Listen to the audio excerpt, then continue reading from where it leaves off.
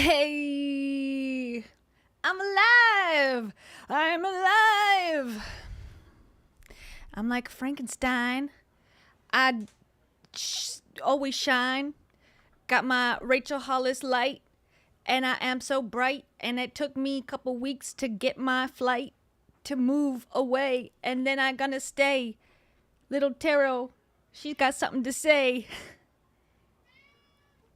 She said, meow, meow, meow, meow, meow. Hey. Okay. Off to a rough start. Sorry. Welcome. It's been a hot minute, and I appreciate your patience, and I appreciate you DMing me on Instagram and commenting and all the things. We've unpacked all the things. Quick update on my life. I've moved states. I still have my green screen, so if I didn't tell you that, you would never know. I'm in a much smaller house now, and by house I mean apartment, and by apartment I mean one room. But it's great. I'm in a city now. Yes. Will I ever tell you the city? Not right now. Not because you guys are stalkers. Okay, there's stalkers out there. I don't want the hassle, you know. But I'm in a bigger city than I was, and I'm having a grand old time. So, but I finally got internet. I finally, got electricity. I don't have an AC, but that's fine. I run cold, so I don't need it, you know? This is so good. That's what I say when I'm sweating in the night. Like, oh, I love it. So good. Oh, how could I get any more happy in this moment? Yes. That's me when I'm sweating. Okay, so I figured since it's been some time, let's go all the way back. Let's throw it back to Hollisville. I know I covered Heidi not too long ago, but there's been some rumblings about Rachel Hollis rebranding yet again. Is she trying to get on HGTV? Is she trying to write more books? Is she trying to become an influencer? Is she hiring again? Maybe all of the above. We're going to go through her website. We're going to listen to her in her luxury vehicle talk about how just crazy things are, and check in with her because it's been a while, and she doesn't give up. That's the difference between us and her. Is that she'll never give up. We've given up hope that she could get better. Anyways, thank you so much. Before we begin, thank you so much to some guy 000001. Thank you so much. They say, welcome back. Congratulations on move and internet. Thank you. I appreciate that so much. Take my load. That's what I hope that you could do for me as thanks. Yeah, it's been a lot. I cried more than I have cried in quite a while the first week I got up here, but it's gotten better ever since. So that is something to applaud, I think, for real. Here's an applause for myself. And Taro did great. Taro flew on an airplane for the first time. Can you believe it? She did really, really good. It required quite a lot of drugs for her and a little bit of drugs for me. Prescribed, okay? Cool it. Yeah. So anyways, Taro's down here. She's listening. She's watching. And she's on my mouse pad in spirit.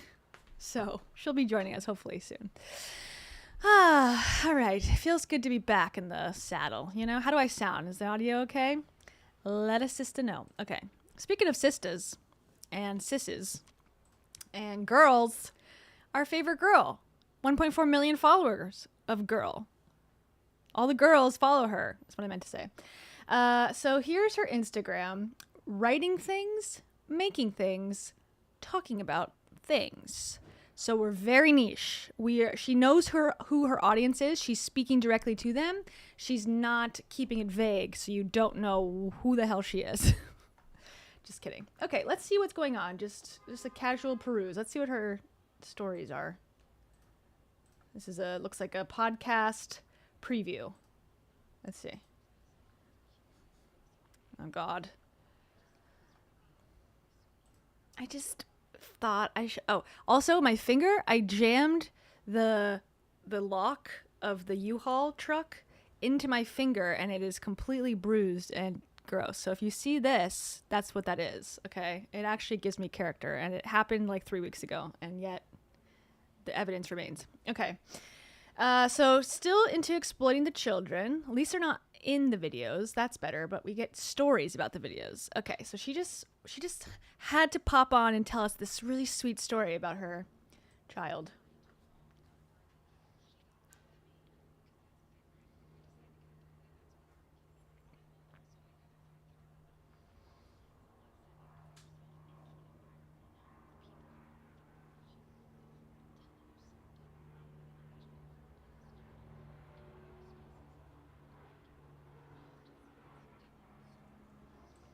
Okay, so sounds about Rachel circa 2015. So we've gone back in time.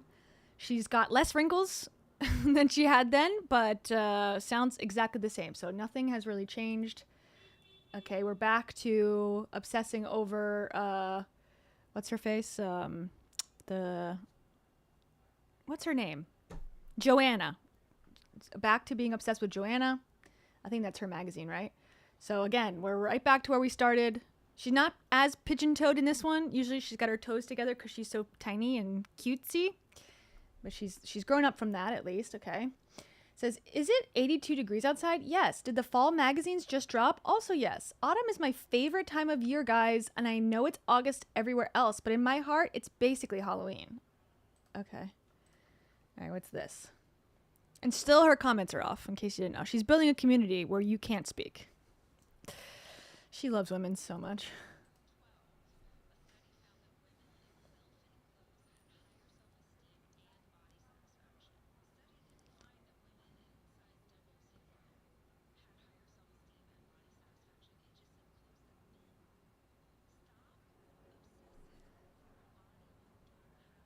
Does she think these clothes fit her? Oh, I'm so sorry. No sound. Okay. Emotional right now. I'm having a whole conversation by myself. For the videos. Jesus. Oh, you guys. How crazy. Let's see. Sorry. I ignore everybody. That's my whole show. Okay, wait. This is the problem when you unpack all your shit and now I don't know how to click everything and put all the cords together. There should be a button. Hold on. You guys, this is crazy. This is so crazy. Include desktop, activate. Ah, okay. Testing. This is your body, and this body is... Okay. Pretend you didn't hear what I just said and erase that from your minds. Actually, the first one wasn't even worth it. The first one was not even worth it. Okay. Let's just start with this one. Oh, gosh. Tech problem city. Am I right? Okay, so this one she's talking about if you're in well-fitting clothes, then you'll be happier. And there's a real study. It's definitely not fake for sure. And my joke was, does she think the clothes she's displaying in this video are well-fitting? Because it's unclear. But based on the audio, I'm guessing so. But based on what I'm seeing, I'm unconvinced that they fit her. Okay, does it sound better now? 12, a study found that women in well-fitting clothes had higher self-esteem and body satisfaction. The study didn't find that women in size 00 had higher self-esteem and body satisfaction. It just said clothes that fit. Stop obsessing over a body you... Again, this is a well-fitting outfit? Let me know. You don't have anymore. This is your body, and this body is a gift. So let's dress it up. This one fits? This looks like what I've looked like the last month, where I don't have my clothes in drawers yet, and so I just picked up whatever was closest to me. And I just need to run to the store real quick. There's, I'm not going to run into anybody, most likely. And this is my clothing of choice. This is not what I would wear personally if I was feeling good about myself. This is a very odd outfit. Silk, platform, patent shoes. Again, I'm no fashionista. I'm boring as hell. But this, to me, doesn't scream high fashion or good fashion. like the beautiful This is why her comments are off. present it is. Wow. Again, not a wrinkle in sight. Okay. This is called One Beautiful Thing. The reality is, when you can cling to one beautiful thing in your life, you can find a million more beautiful things and gratitude for the things that are good. Okay? Last week, everything's chaotic, and I had one room in my house, which was the living room, that was livable. That was cute. That was, hey, we can lounge in here and we can feel like normal human beings. And when I looked around at every other room, I saw boxes and dirt and trash and madness. Oh my God. And I just needed something to ground myself. And so I found a little cup to work as a vase. And I went out in the backyard, and there's a hydrangea bush. And there's like everything else in the yard is dead, but on that hydrangea bush, there was a couple of blooms. And I cut the blooms, and I put this little vase with a hydrangea bloom on my coffee table. And in the midst of chaos, I had this one beautiful thing. And the reality is, when you can cling to the one beautiful thing, you can also find a million other beautiful things. And the gratitude for having that space in your house where you can sit and relax, and the gratitude for the stuff that is good. You can find those things, but sometimes I think we need to give ourselves some breadcrumbs. And one beautiful thing is a breadcrumb. Dun dun dun dun. Dun dun dun dun. Did you just get knowledgeified? That's her music at the end. I don't hate the sentiment. Okay, putting a nice flower in a room, but it's like, oh, my life is chaos. Oh, they're renovating their multi-million-dollar Los Angeles estate. Oh, and they're recording it for content, which is how she makes millions of dollars a year. Oh, how will we just ever support her more? Okay, whatever. In 2000, Fine, I guess. I mean, the bar is low. Also, before I continue, thank you to Asari Shepherd. Thank you so much. I've missed you, Asari Shepherd. 8171 specifically. Asari says, this is your body on drugs. Yeah, everyone get your eggs. We need an egg. We need some egg sounds. Nobody blames the egg. There you go. I got that one fast. The medical industry is involved with why eggs are bad. Most everybody has been either been on eggs when they're younger, or they're on eggs later. There you go. And Asari Shepherd, thank you so much. This is her body on drugs. Ayahuasca, maybe? Perhaps? And Asari Shepherd, this is for you. I was a waitress at Denny's. Did you know that? Did you know I was a waitress at Denny's? I wasn't, but someone was. You have strong sugar glider energy. That's for you. Okay, let's see. Let's just go through a couple more just to see. So she's manifesting good vibrations. Emotional right now. I'm so emotional right now too. Oh my God. And also, let me pull up my the other chat, so I can see the members, because I appreciate you joining the membership. Excuse me. Thank you. Thank you. I can have some manifesting. Oops. Shut up, me. I need some money so I can emotional right now. Can make up. You know, when they say moving is expensive, they weren't lying. Everything is $1,000 I am getting plus. Emotional right now. Can you believe it? Thank you so much also to Alaska Blood Tundra for gifting those memberships. That is so cool of you. And also, I say this. Great comment. That's really cute. I love that. And also, I want to go to Denny's with you. that's what I meant to say. Thank you so much. And then also welcome Peace Train Jump to the membership. And also, Canva is V Hennen. Is that correct? Did I say that right? Canva is Verennen. Thank you. And thank you for being a member for 28 months. Are you insane? You're over 2 years old? You're just a baby. I have full body chills right now. Thank you so much. And thank you for that message. Kia, we got no audio for the videos. I ignored that for the last 30 minutes. So thank you for letting me know. I appreciate it. It's never too late to let me know when the audio's not working. Okay. So let's just see. You can't start manifesting or stop manifesting. You simply are manifesting. And she's also peeling wood or stain off of looks like a beautiful wood carving.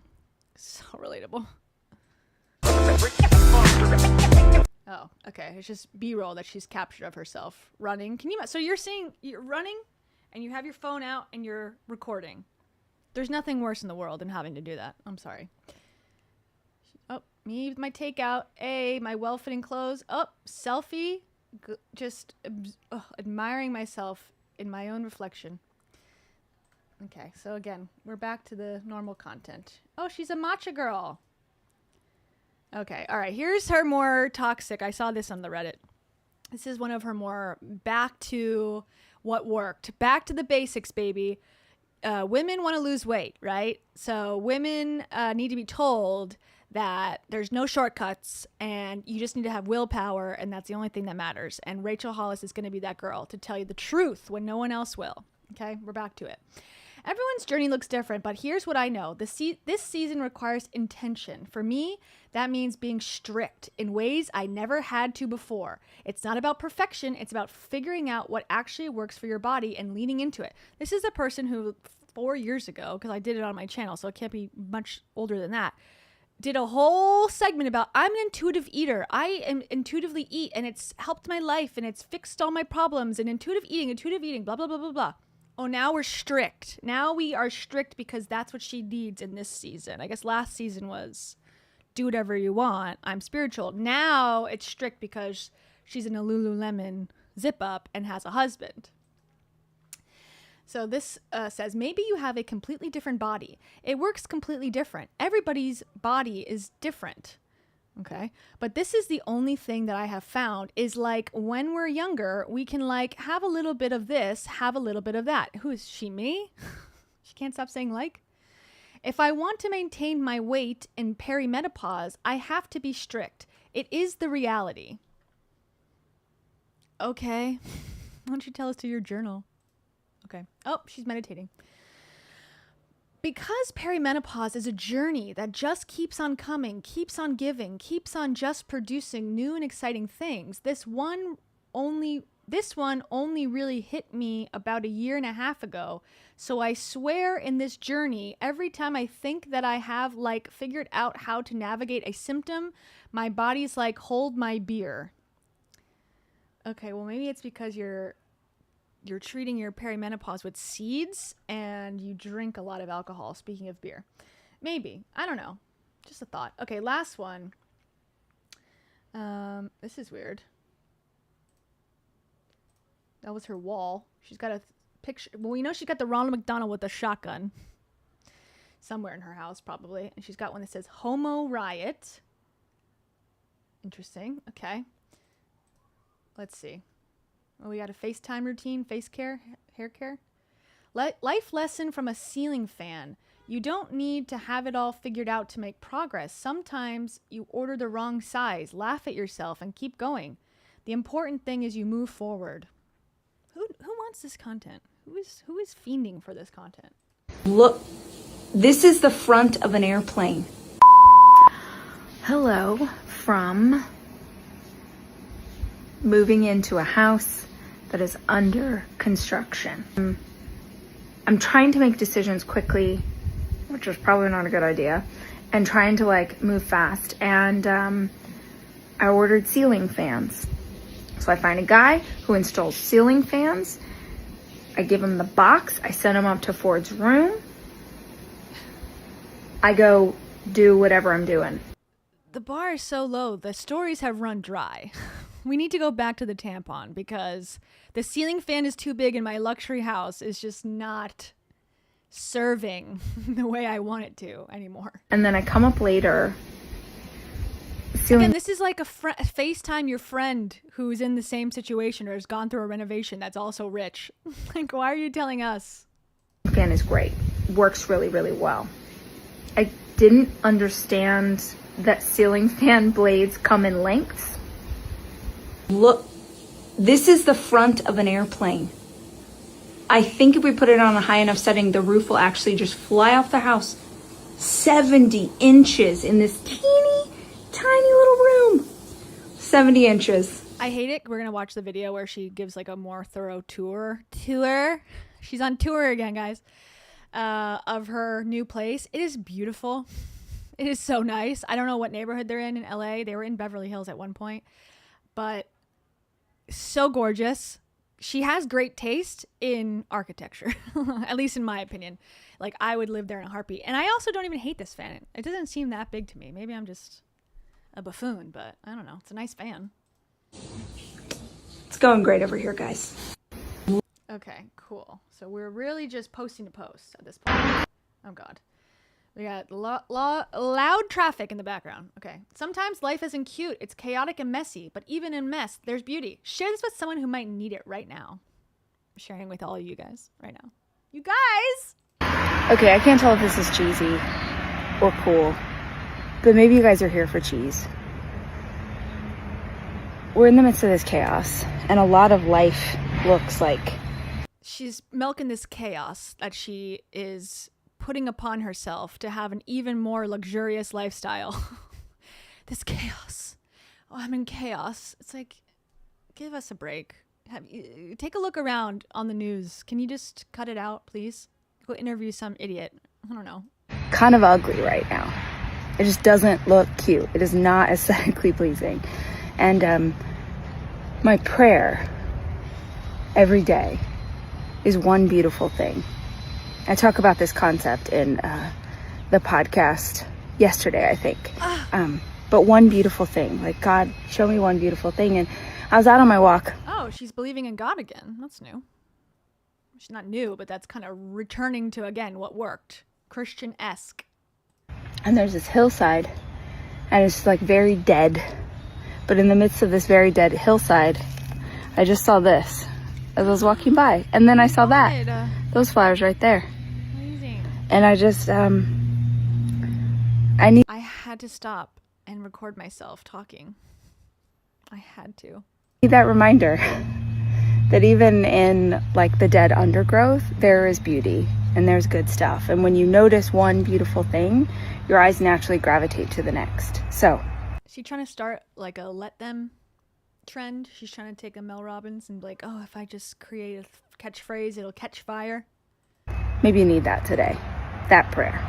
God, show me one beautiful thing. I hope this helps. Thank you for recording that next to the airport. That was good. Who are you, Matthew McConaughey? Oh, look, it's the husband. He's got 8 rings. No, he's got more than 8 rings.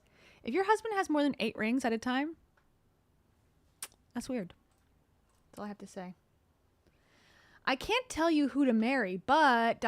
find someone who loves to feed you and usually does it shirtless. 10 out of 10 would recommend. Okay, again, in the YouTube video we're going to watch in just a minute, she talks about my husband. I feel like that's the only reason she really wanted to get married, is so she could say, my husband and I, my husband and I, because it used to be boo thing, and now it's all of a sudden my husband, which makes sense, but I think that's why she was so uncomfortable with him not being an official husband, because she just wants to make content where she can say, my husband, who's from England, Okay, let's see what he made her. That looks delicious, honestly.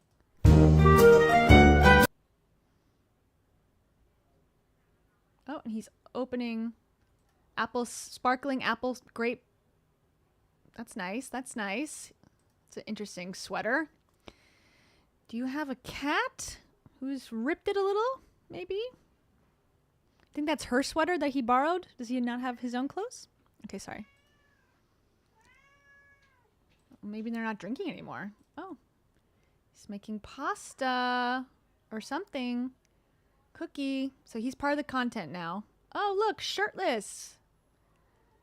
We're getting the full vlog. I thought she was never going to do that, I heard. He's getting a lot of airtime, a lot of video recordings. I've been in relationships before. Believe it or not, I've never recorded the person I was dating. Probably ever. Maybe once at an event. And I feel like there's like 15 days of footage. I guess he's down with it. You think he's on steroids? Probably, right? I think when you... I don't know. Maybe not. I'm just guessing. He's in great shape. But that's why she's got to be strict right now, because her husband is strict. So it seems. And she also has to get more bracelets to compete. Oh yeah, Jeffrey died. Their dog. So sad. That's something that... Oh God. Okay, we'll go to... Come on. Okay, come here. Come up here. Hold on. Come on. Proof! She's alive! She's alive! You want to say something? No. No. That's Taro's real voice. All right, we're gonna get to it. I promise. We're gonna look at her job interview or her job listings as well, because she's coming back full force. She's back into blogging for some reason. I don't know why she thought that was the medium to return to, but she's hiring fractional people, which apparently is a new term for part-time or freelance. 8 tiny habits. Oops, that changed my life. Okay, one of them is gonna be hydration, because we already saw it. Hydrate with intention. Okay, amazing advice. Just drink water. Win the morning before 6 a.m. So get up early. Wake up at 5 a.m. like her. Eliminate one category of food for 30 days. Okay, this is a toxic thing that she was cutting out for a while, no pun intended, from her advice, and now has put it back in. Interesting. You don't overhaul everything at once. Just ditch one category of garbage food for a month. It's about keeping promises to yourself one bite at a time. Because you're not trustworthy. You're not a promise keeper if you eat something that's not approved on my strict list. I am your guru. 10 daily blessings. So she's really going back to, the traditional blessings. She used to say, the universe, whatever. She's cut that back quite a bit. She's a huge believer in writing down 10 things you're grateful for each day. Thank you, Oprah. I keep it small, real, present. Okay, nothing new here. Cultivate an environment that meets you. Make your bed, clean your space, pin your vision board. Amazing. Write a results list, not a to-do list. Okay, this has been on her radar forever. So you say like, I love my clean dishes. And then instead of do the dishes. Create a circle that lifts you higher. Jim Rohn taught us. Okay, that's like Tony Robbins inspo. That's what he was inspired by. So get friends that want to be skinny just like you. Okay. Move your body 30 minutes daily. Daily movement, anything, anywhere, no judgment is non-negotiable. It builds energy, momentum, elevates mood. So again, that's literally what her like 5 to Thrive thing was 10 years ago, and it's literally not been updated. So she's just going back to her roots. Okay, last one, promise. Let's see. She's in the studio in her Canadian tuxedo. Oh, wait. Before I move on, thank you to Miranda V. Reeds. Miranda V. Reeds, thank you so much. Miranda V. Reed says, she sure has some nice clothes at her thrift stores, everything but the underwear. Yeah, I think that's gone now. I think that's also a thing of the past. She used to intuitively eat. She used to buy thrift only. She cared about the environment. She cared about waste. Those days are long gone. Long gone in her long johns. Sorry. We have a lot of really great friends from Canada. Okay. But also... I went to work at an orphanage. That's a good random one. I am the most liberal. I don't know if she's liberal anymore. I don't know. I'm not sure where her political beliefs lie. I would guess somewhere more in the middle these days, which is fine. But she used to be the most liberal ever person that's ever walked this earth, and she's the biggest liberal nerd. So she won't update us on where she stands now, I'm sure. Asari Shepherd, thank you so much. Asari Shepherd. Asari says, I think Kez was normal, but she's taking footage reg. I thought Kez was normal, but at first she was like hidden, and it was like, oh, he doesn't like attention. He doesn't like to be in the spotlight. When they did the podcast together, it was like, oh, this is so weird and crazy. Like, this is not you at all. This is not you. And now he's really built into the content. I mean, like 50% of the footage was him doing something. She's doing the same thing she did to Dave. It's like a soft launch and then a hard launch, and now, they're making money together. She's even, and I'll show you on the bio of her YouTube channel, it says, hi, I'm Rach. I live in LA with my family, 4 kids, 3 at home, 1 at college, and my handsome English husband. So on her professional, YouTube account, which is supposed to help women live better lives, she's branding it as she's a wife and lives with her English handsome husband. So I think he's definitely going to be a part of the content moving forward. All right, sorry. And Afari, sorry, Ashari, there you go. Albanese. Thank you so much, Albanese. Kez is giving her an ED, I fear. P.S. Your live streaming again is gold straight up. Hell yeah. Me. Live streaming is gold straight up. This is not a cult.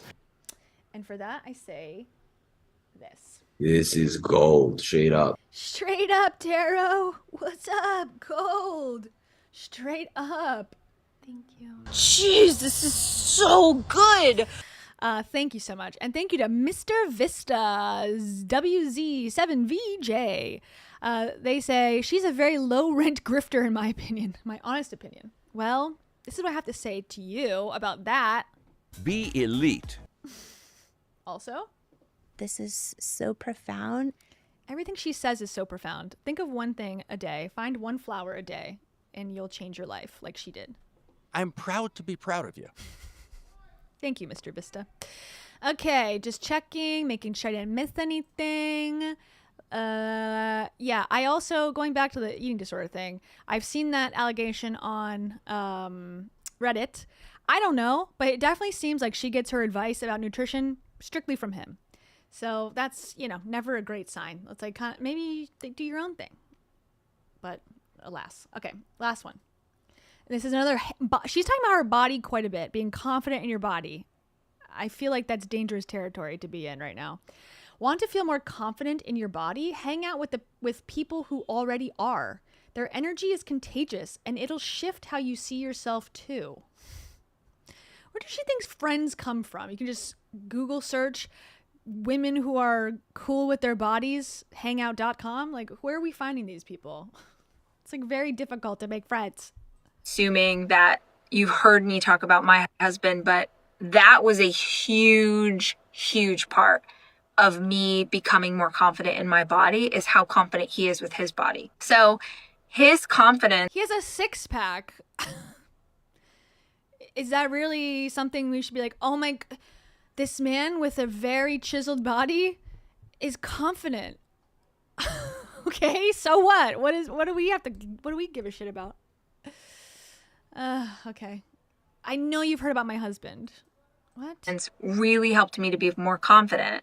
And I know not everyone can hang out with my naked husband, but you can hang out with other people, men or women, who have body confidence.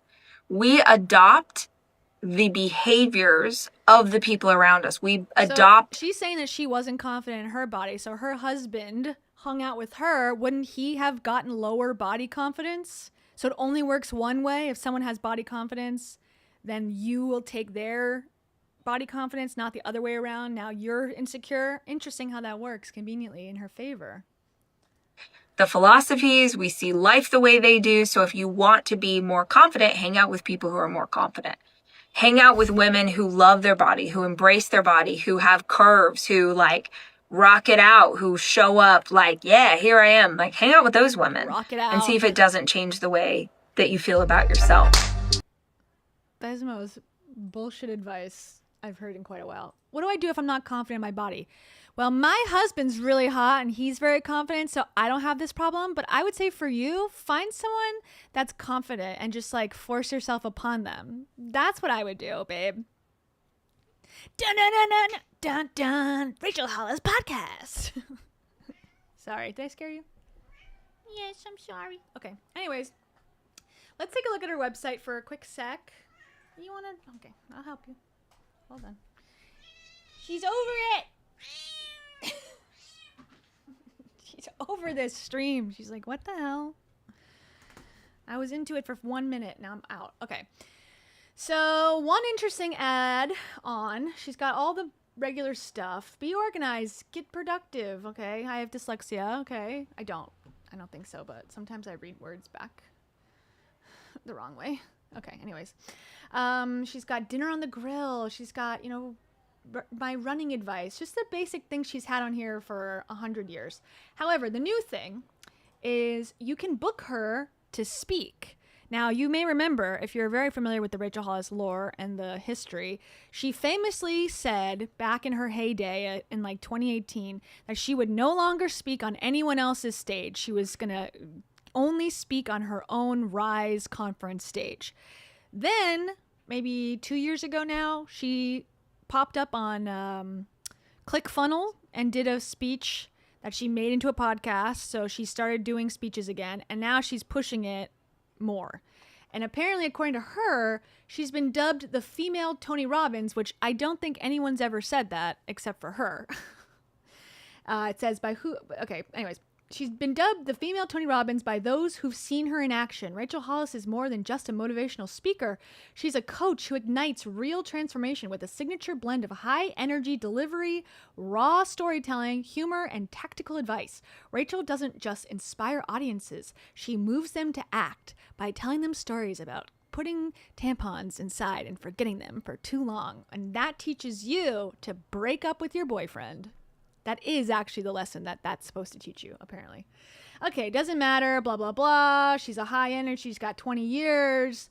You can inquire about booking. Okay, so this is like the interesting part. Now, we know that she used to claim to make like $100,000 per speaking engagement, if not $200,000 at one point, I think she claimed, which is crazy. Okay, insano. Who's paying for that? But all right. Unless you're like Monate and trying to scam women into, giving their life savings away. So we can require her, excuse me, or we can ask for her to come to our event. But you have to give your name, your name, your email, the name of the event, the date, the type, the location, the number of attendees, and the intention of the event, how Rachel can help. Okay, budget. This is where I found it to be interesting. Budget verification. We're so happy that you're interested in having Rachel come motivate your attendees. To make sure we're aligned, please be aware that virtual keynotes begin at $20K. It costs you $20K to have her come to a Zoom call and talk about her vagina to you. And in-person keynotes begin at $50K plus travel. Okay, so less than she was charging in her heyday, but 20 million times more than I think she actually deserves, in my opinion.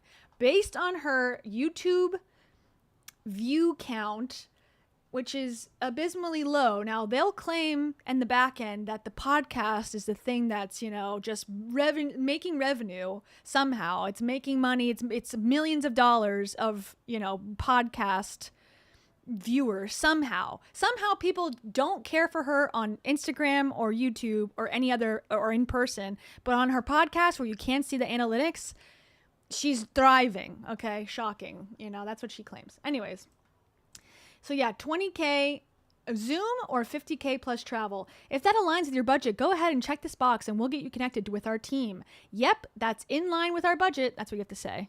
Oh wait, sorry, it didn't go. Hold on. I got a little delay. Hold up. I got a little delay. All right, here we go. Yep, that's in line with our budget. And then it shows again. We list the budget in this form twice, so you know in advance what to anticipate budget-wise. We do not negotiate to lower rates, so if it's not within your budget, we totally understand. Cheap ass. Get out of here. My husband's hot. I don't need you. So that's what she's up to. Everything else is, I think, the same. Nothing's really updated from before. She's basically saying, though, she was bad at public speaking. Now she's good. She's good enough for 50 grand, apparently, in her eyes. I don't know. The fact that Mel Robbins also makes $100,000 per speech is insane. Like, she's got nothing interesting to say, in my opinion. But yet. Anyways, okay, so that was that. Now let's talk about her business. Okay, so she's got a business, everybody. She's a business girl. She's an entrepreneur. She's an entrepreneur, some may say. And this is a little bit of a deeper lore. If you're just a casual Rachel Hollis snarker, you may not know about this part.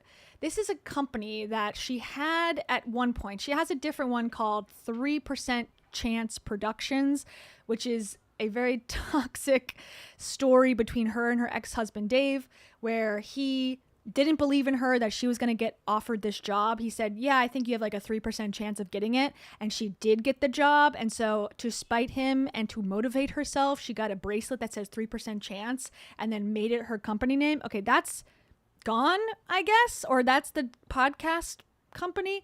But then she's got Acre. It's a horrible name. Let's just say that. Ache is what I see when I do my dyslexia thing where I drop letters. So, but when you actually do try to read it, it still doesn't compute. So I hate it. Atri, acre, acra, maybe the E silent, acre. I don't know. We'll have to never find out because I don't think she's ever spoken of this.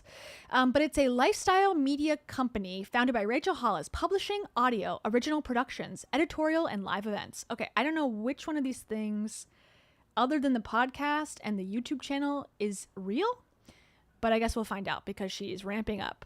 And she's got 2 job postings: creative ops lead, fractional, okay? And then she's also got brand partnerships and sales, fractional, okay? She's got 2 likes, 5 likes. Ooh, okay. Let's read it. So, okay. So the brand partnerships and sales is $5,000 a month. It's not bad.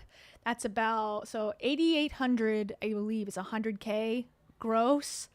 So, and this is part-time, so you could make, how much is that? 5,000 times 12. Don't make fun of me. 60 grand. Okay, for a part-time job, that's not bad. It seems like you have to live in LA, so that won't go very far, but if you had multiple jobs, that's, a fair wage, I think. Okay, so here's what the job description says. Atri is a media and lifestyle brand founded by best-selling author and top podcast host Rachel Hollis, creating content, events, and experiences that inspire millions of women to live a better life in simple, achievable steps. Our growing portfolio spans podcasts, video, live experiences, and other soon-to-be-announced projects, offering a wide range of creative, high-impact opportunities for brand partnerships. Okay, this is what I thought was the most shocking of all of this. Our flagship podcast already generates 7 figures annually in ad sales, managed separately.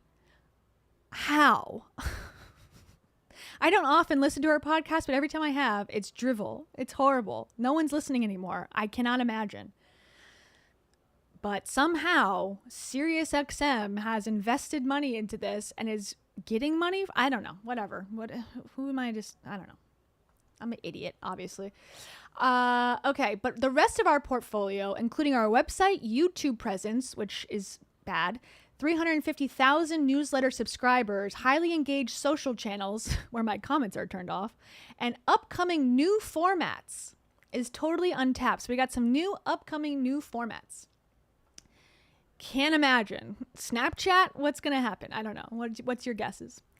The role. We're looking for a fractional, which again is a new term I've never heard of in a job. It means part-time, I believe, or freelance. Fractional brand partnerships and sponsorship sales rep to launch and grow our sponsorship revenue stream from the ground up. You'll bring your own roster of brand relationships in the lifestyle, wellness, home, food, and women's categories and proactively connect them with high-impact, mutually beneficial opportunities across the Atri ecosystem. So you need to have connections in these places.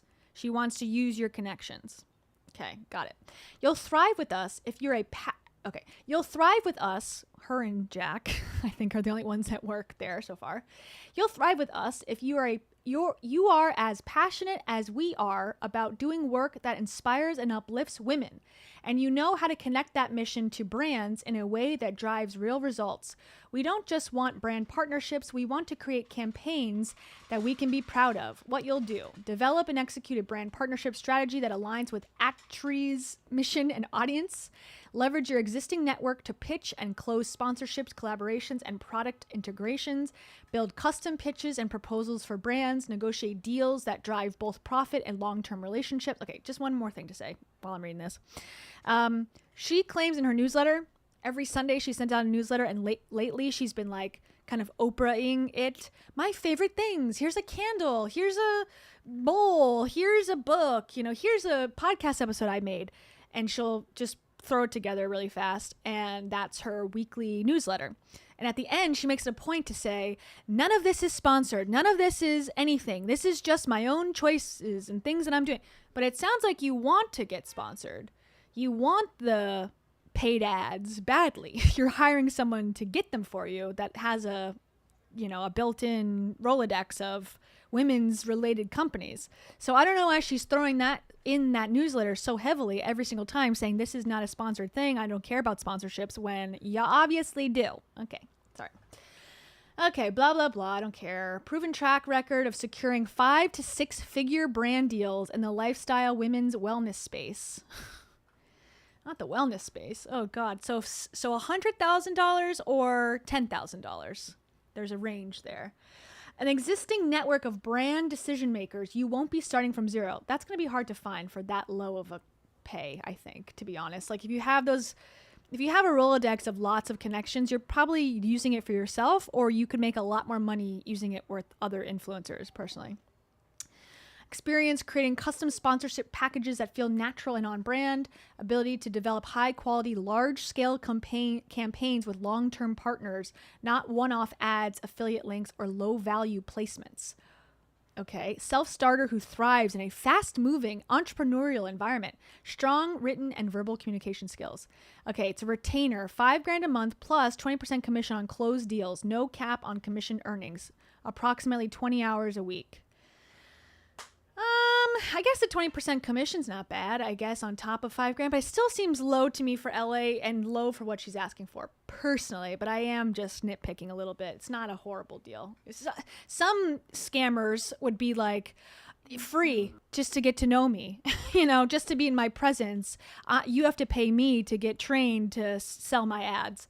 So for that, I say at least she's paying okay. Hawkbit Tua. Oh my gosh, Hawkbit Tua. It's been so long. Hawkbit3787 says, I am privileged AF to be here tonight. Oh, so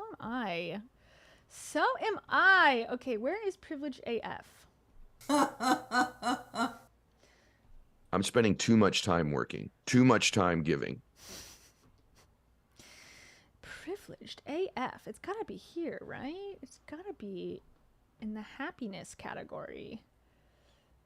I guess not. We're best friends. I'm proud to be proud of you. Wow, you're so wise. Privilege AF. Is it sad? No. We're talking about something awful, terrible, the unimaginable. I'm having like emotional come out of my head. Okay, I can't find a Hawkbit Tua. I'm sorry, but I found some other ones that hopefully will fill the gaping hole in all of our hearts. Okay, let's go back to the next one. Okay, that was the one. And then that's still open. So if you're looking for a job, if you're looking for a fractional opportunity in Los Angeles, and you have a connection to the Women's World magazine people, you got a butter, I can't believe it's not butter connection or something. This could be the job for you. But this one's closed, so you're screwed. Oh, gosh. I got to fix this delay. I'm sorry. Here it is. No longer accepting applications 4 days ago, she found her man or her woman. Probably a man, I would guess. I think she likes men to work for her. Don't ask me why. Okay. So this is $75 an hour to $95 an hour. Fractional as well. So a different pay scheme. I wonder why exactly, but we'll get to it. And it's promoted by hirer. Okay, I have 0 of the 10 skills that I need. Damn it! Okay, sorry. Okay, Atri is looking for a high-level creative ops lead to oversee and manage content production across all verticals, including editorial production for the website, photo shoots, YouTube series, and upcoming book. We're getting another book. Oh, hold on. I'm scrolling down. We're getting another book, everybody. What we've all been waiting for.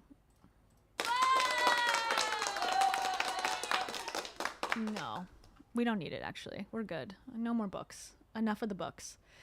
This is a fractional role, 15 to 20 hours a week to start, designed for a creative-minded operator who blends aesthetic fluency with logistical excellence. Okay. You'll collaborate closely with the founder and editorial director. I'm assuming that's her, the editorial director, to ensure that all creative output not only gets done, but gets done beautifully, on brand and on time. You'll manage freelancers, streamline production, and uphold the visual and editorial integrity of everything we release. This role is remote, but with regular in-person meetings in Los Angeles. Okay.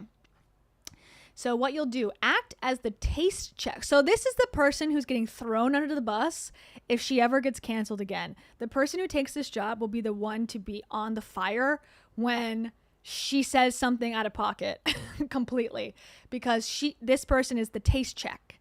So this will probably actually be a woman. I changed my mind. She'll throw a woman under the bus before she'll throw a man under the bus. And that's just my judgment, okay? Based on what I've seen.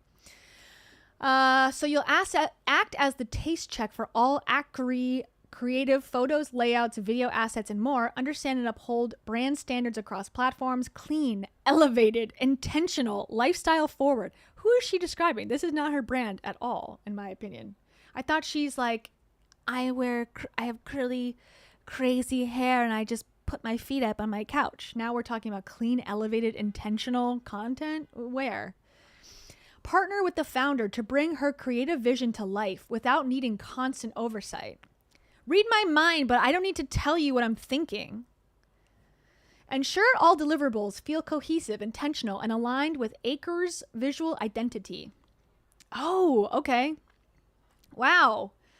Okay, we're getting some insight. I have not looked at this that in depth. Interesting. Project management and production. Okay, so we're getting a little sneak peek of what's to come. Who is going to go on this website? Who? Is it up yet? Let's see.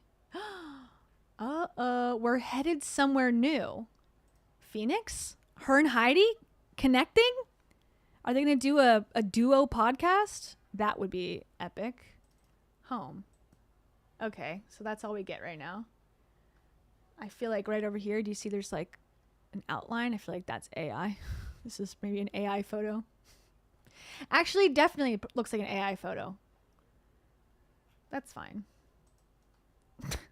Okay, own and manage timelines for Acre.com, weekly articles and editorial shoots. Atri Studios, upcoming YouTube series. What? Acre Publishing, in progress, non-fiction book project. Another non-fiction book? I thought she's over it. I thought she wants... In her last non-fiction book, she says, I cannot wait to write fiction. I hate writing non-fiction books. I do not like it. I do not want to do it. I just have so much good advice. I can't help myself. And now we got another non-fiction book. I can't. Yeah.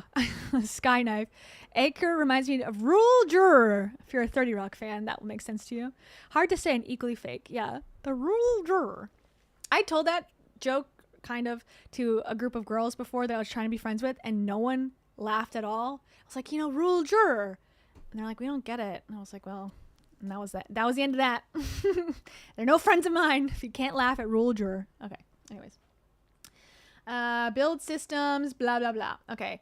You're going to oversee and manage freelance creatives, writers, photographers, editors, designers, grow and evolve our roster of talented brand-aligned creatives, photographers, stylists.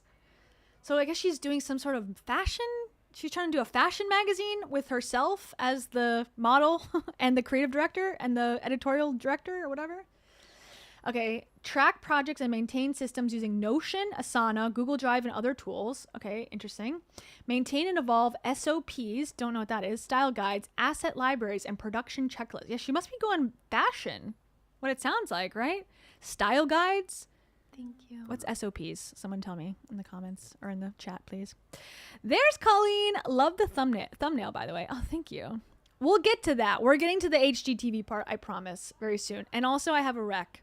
If you like HGTV but want to see where the downfall of it could be, okay, this is not quite making sense. I'm sorry. If you like this type of stuff, getting emotional right now. You should watch The Curse with Nathan Fielder. It's an amazing TV show. So good. It's on Paramount, I believe, or Showtime, somewhere. Look it up. It is so good. It's about like a couple trying to get on HGTV. It's amazing. Best show ever. Okay, that's my pitch. That's my pitch. Should I make a pitch deck for to be qualified to be in this position? Where's Colleen? I am. There's Colleen. Yes. So I can find that one. I've been an alpha female. Heidi's been an alpha female. Did you guys know that? I am not problematic. Am I the only one? Yes. Thank you. JLB Nerdy. Thank you. I don't know if I said your name before. I'm sorry. Thank you. And also Kim Possible 11. Welcome back. Thank you for choosing sadness. I speak Spanish pretty well. Pinchos. Pinchos for you, Kim Possible 11. Okay. Let's continue.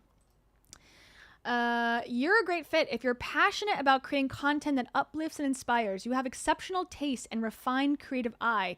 You know what's off and how to fix it. You've worked in lifestyle, editorial, or brand-driven creative operations. You're both a strategist and a doer, able to see the big picture. You love bringing order to chaos and creating. She loves the word chaos. She's in a season of chaos right now, and she loves it.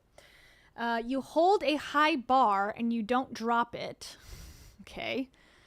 You're proactive, self-directed, and comfortable moving fast in a founder-led environment. So, AKA hanging out at her house, just with her, and her being the only one you meet with. You thrive in a hybrid working environment and love the creative energy of collaborating in person with a team. We believe in the magic that happens when a team is together in one space. If you want something that's exclusively virtual, we're not the right fit. Okay, 15 to 20 hours a week, hourly rate 75 to 95 hour based on experience, remote with some in-person meetings in LA, long-term potential to grow into a full-time creative leadership role. Okay, so it sounds to me like even though the company itself sounds like what she's already doing, it sounds like she's going to start some sort of fashion brand, and maybe that's why she's talking about body type and body shape and being comfortable in your body so much, because that's the route she's going. Interesting pivot, especially after she waxed poetic for literally a year about how she doesn't buy anything but thrift and how, fashion is bad for you and bad for everybody. When she was becoming a country singer, and that didn't work out, I guess. So now she's gone to fashionista. So that's that. So we'll have to keep an eye on that, see how that goes. Very interesting. A-Tree in the house. A-Tree in the house. Yeah, I know. I guess what she's saying is there's no office to work in. If you want to work at a WeWork, or you want to work in some sort of, group setting like we say that we thrive in, you got to pay for that out of pocket, out of your $75 an hour. I'm assuming that's what she's saying because, she's got her mansion to fix. You can't come over here. All right, so let's see. We're going to hear about her living in a house under construction. Oh my God. Guys, the hardest thing about a house? It's not buying it. It's not being able to afford it. It's living in it while it's under construction. I'm scared. Okay, so we're going to say moving in saga and life update. Okay, so by the way, she's recently is back on YouTube posting regular content. For a few months, she's been posting audio and just audio of the podcast, and it's been doing so horribly. She's probably ruined her YouTube channel, to be honest, already, but doing this makes no sense. I don't know whose advice she was taking doing this. 300 views is like a high amount of views for these videos, which is not good. So anyways, I guess she finally found out after 6 months that, okay, this isn't working. Let me pivot. And it's already improved. She's got 1,000 views, 5,000, 1.6, 1.7. I mean, to say this is bad for how many subs she has and how much influence she used to have is not saying it enough. That sentence makes sense. It's not good, but it's better than 300, I suppose. Anyway, so here she is in her luxury car. Is it the Toyota Highlander? Maybe. It might be, or it might be a Bentley, or it might be a Rolls Royce. I don't know, but it's nice because you can tell based on how much room she has back here and the color of the leather. Okay, so here we go. Funny story, guys. Life is wild right now.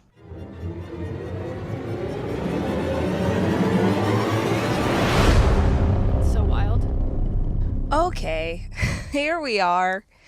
here we are, and we are doing a podcast, not just in my car, but in the back seat of my car.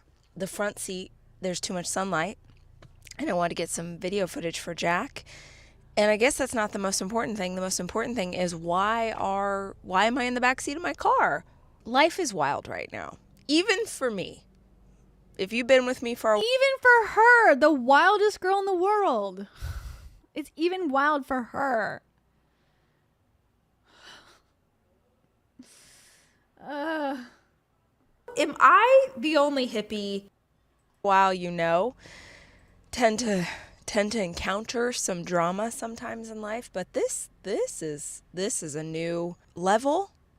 I feel weirdly calm. Maybe I'm getting way too comfortable with chaos. Maybe I'm getting really good at grounding myself. I don't know, but let me tell you what's going on in life right now. Where do we begin? Months ago. This is nothing in comparison to what you went through with Dave Hollis dying, your marriage falling apart, cancellation, like all of that was whatever, but this, getting a new backsplash, I don't know how I'm surviving. Okay.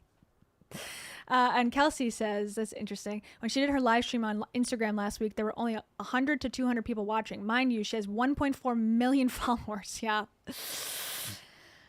Again, she's claiming millions of dollars of revenue from her podcast, the one and only platform in which we cannot see analytics. I don't believe it.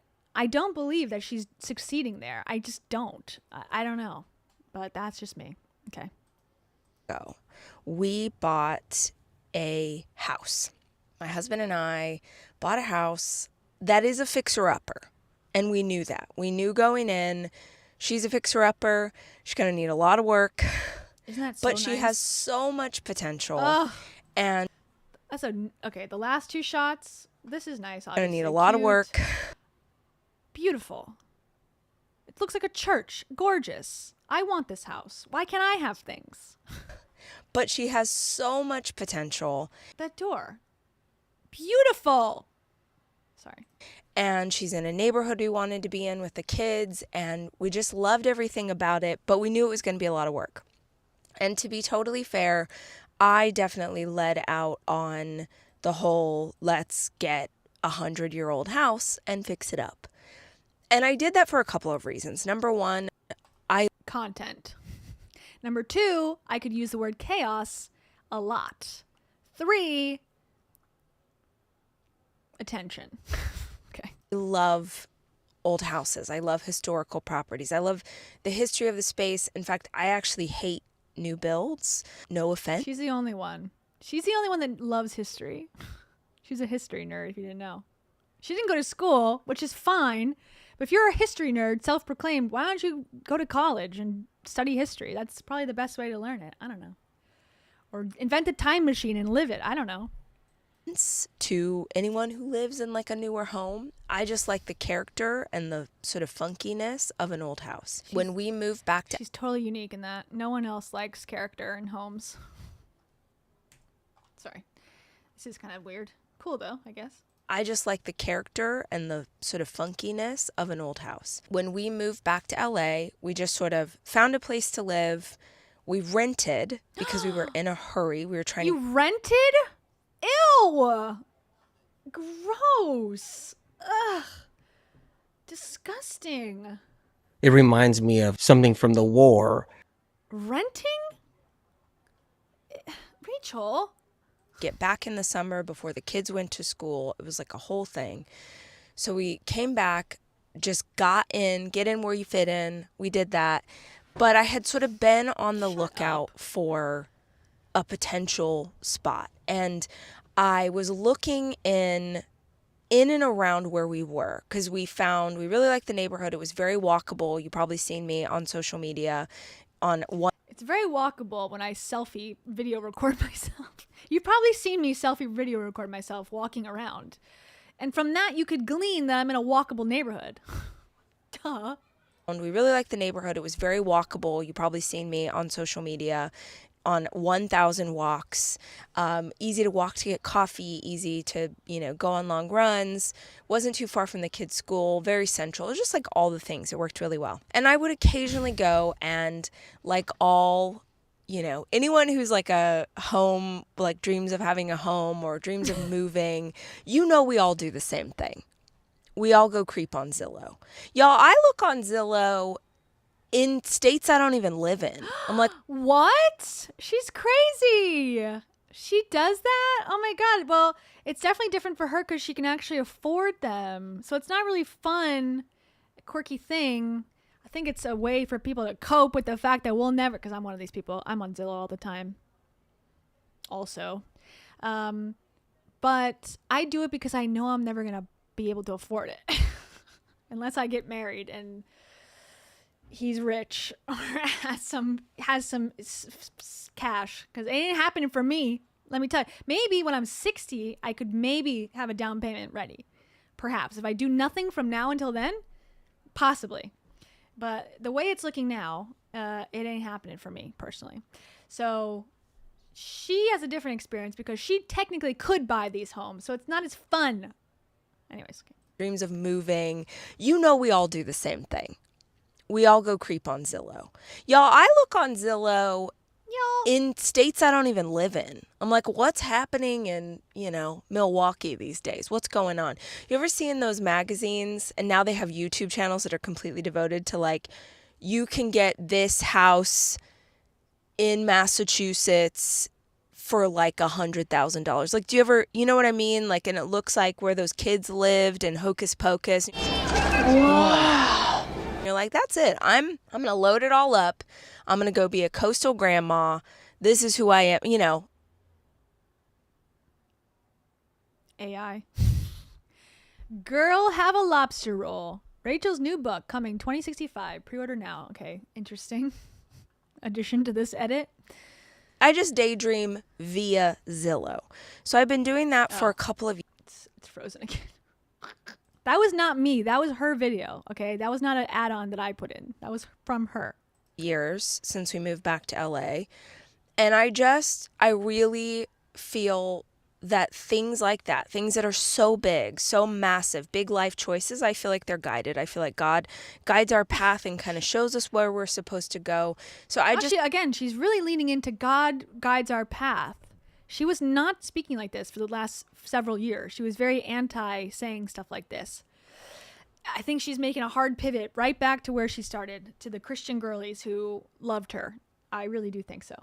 That's so funny. It's guided when you want to buy a house. Okay, what about the people who can never buy a house, which is the majority of the U.S. right now? We're just in Satan's favor or something. Why are you getting guided by God to pick the right property, but most of America is being guided to be homeless? Why? It's because we don't manifest correctly. That's why, just in case you were wondering.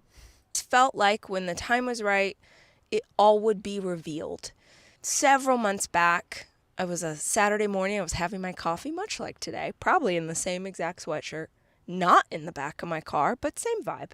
I went on and I saw this house. And to be totally honest, the house was priced significantly lower than anything I had seen. Sure. To be fair, we were renting in a neighborhood that was really nice and then couldn't afford to buy anything. Like, let's just be straight up. Couldn't afford to buy anything in the neighborhood we were in, but I just kept looking. I thought, well, maybe someday. And I see this house about 10 minutes from where we were. I'm like, holy crap. So what does your brain do? It's like, what's wrong with this house? It's not an accident. No one accidentally prices a house like this. And then I did the thing we all do on Zillow. I scrolled to the bottom of the Zillow thing and I looked to see how long it's been on the market. And this house had been on the market for over a year. So it's over a year, price way too low. I'm like, oh no. It's beautiful. I know. Something must be wrong. Something's going to be wrong. And I see that the house it's an open house the next day. I'm like, wow, that's guided by God for the open house. It's crazy. Crystal G, welcome. Thank you so much. Crystal G picked a pair character. This is what I read, by the way, in case you didn't know. It gives me the description of this super chats. You are amazing. Oh, thank you so much. But also, I want to be relatable. Wait, what? And they call that a bisexual tone. She scrolled to the bottom, everybody. Everyone does this. Now, she's not really trying to be, am I the only one right now? She's actually doing the reverse of this. She's doing the, I'm just like you. I scrolled to the bottom of Zillow's just like you guys. For sure. I'm just like you. Interesting. I can't afford $50 million houses. We're the same. Okay, anyways. Thank you, Crystal G. You're back? She's telling me to shut up.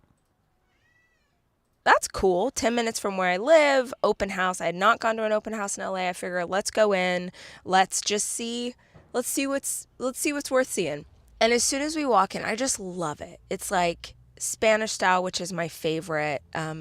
Spanish style revival, really popular in Southern California, both LA beautiful. and Santa Barbara. And I was like, oh man, this is a dream. Like beautiful archways, beautiful stone, original tile. This is just a brag. This is just fucking bragging. I'm sorry. What value am I getting from this? But also everything else is original too. So the house is 1928. So almost 100 years. And in that time had 2 owners, which is amazing. Like 2 families own this house, which means like just generations of families really enjoyed it for a long time. But it also means and she'll be moving back to Texas or Nashville any day soon. So she'll be the 3rd and quickly will give it away to a 4th when she wants to buy a new house. I'm sure. Even though she said she doesn't, she'll change her mind and buy a new build and be like, I've always loved new builds. I've always said that. I've never liked old houses ever. Melanie Wright Stuff. Thank you so much, Melanie Wright Stuff. So good to see you're back. Here's a small something for your future home. All the best from Australia. Oh, thank you. When I'm 60, I'm telling you, I will be ready. I've been saving. The sad part is I have been saving. I have been investing, but none of that money is in an account where I can actually access it to use it as a down payment. So I don't know what you're supposed to do. And my parents surely don't have a house, so... Oops. That's suspiciously like $500. It's not $5,000. It's not $2,000. It's not $10,000. It's a lot of money. Okay. Welcome back. Oh, here it is. I found it. You are privileged AF. Yay! We found the soundbite. Only 40 minutes late. Thank you. Maybe I can buy a house in Australia. Doubtful. I think it's also expensive there. Okay, maybe. We never know, kitty. She's like, we don't own this home? No. that remodels aren't really a thing. So we're walking through and we can see, like I can see what she could. Okay. Are they trying to have the same hair? Are they trying to match hair twins? Seems like yes, because that is not a hairstyle I've seen Rachel have before. But she's around Kez, so now she's like, let me curl my hair up in a very bad way. So we're walking through and... What is this, Rachel? I'm hair shaming, but... That remodels aren't really a thing. I was like, who is this person? This is Carrot Top or something. I haven't seen this person. It's Rachel in a different state of hair.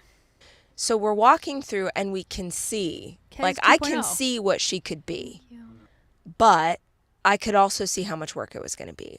Original bathrooms, you know, which means original plumbing, which means you open up those walls, there's going to be all kinds of problems. I just see it all. That's a nice tub. That's another thing I want. I just want a jet tub. I want a jacuzzi tub in my life one day, please. Okay, sorry. I'm manifesting that for myself. Jet tub, jet tub, jet tub. Sorry, Shepherd. Thank you so much. I'll give her this. The house shots are good. Yeah, I agree. It's shot like a HGTV video. Hence why I think that's just her play as well, to try to fix my old house. Fix her upper.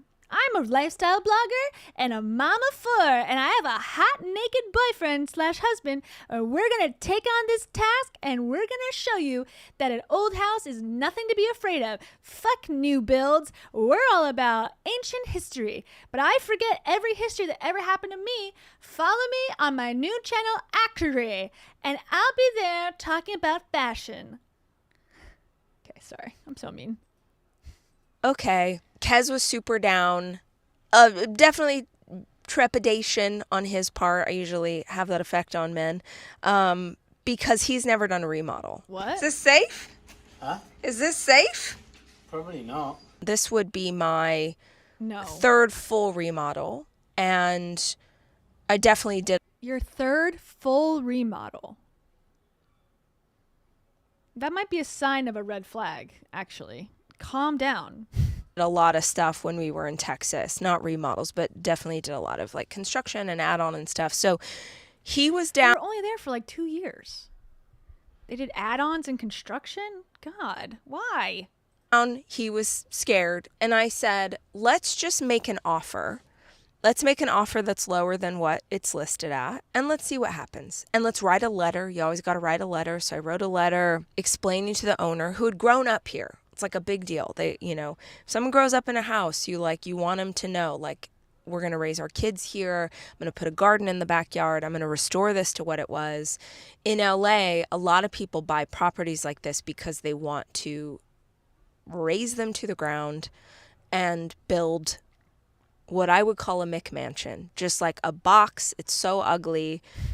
No life, no nothing. But they're really popular in LA. And actually I just went to LA recently. I saw nothing but beautiful homes for the most part. Historic, beautiful homes. But okay, she's right. She always knows best. The real estate agent who was selling this house, their specialty is these older historic homes, and they really pride themselves on like trying to find people who are going to restore them, not destroy them. Because I don't think, I could be totally wrong. I don't think anyone gives a shit at all. They want to sell the house. They want to make money. The real estate agent could not give less of a F, I think, personally. But okay, she needs to prep herself, put herself on the pedestal that she's a good person. She's Carrie Bradshaw buying the pies. Okay, that's what she's doing right now. She's special and loves historical houses. Other people are idiots and like McMansions. Don't get me on a soapbox, but it is my podcast, so let's just slide it over for 1 minute. When we destroy those homes, that history is gone forever. And then you have a bunch of things that all look the same, and the neighborhood all looks the same, and yeah, the plumbing works right, and it drains properly when you take a shower, but who wants that? We make an offer, we go back and forth. If you don't have money to restore historic homes, you're a bad person, according to Rachel. Immediately sort of try and negotiate. And one of my favorite quotes in business is, the person who wins a negotiation is the one who cares the least. Love that. And it's really important to remember when you're going into a process like this. I think so many people really want to buy a home and they buy beyond what they can afford.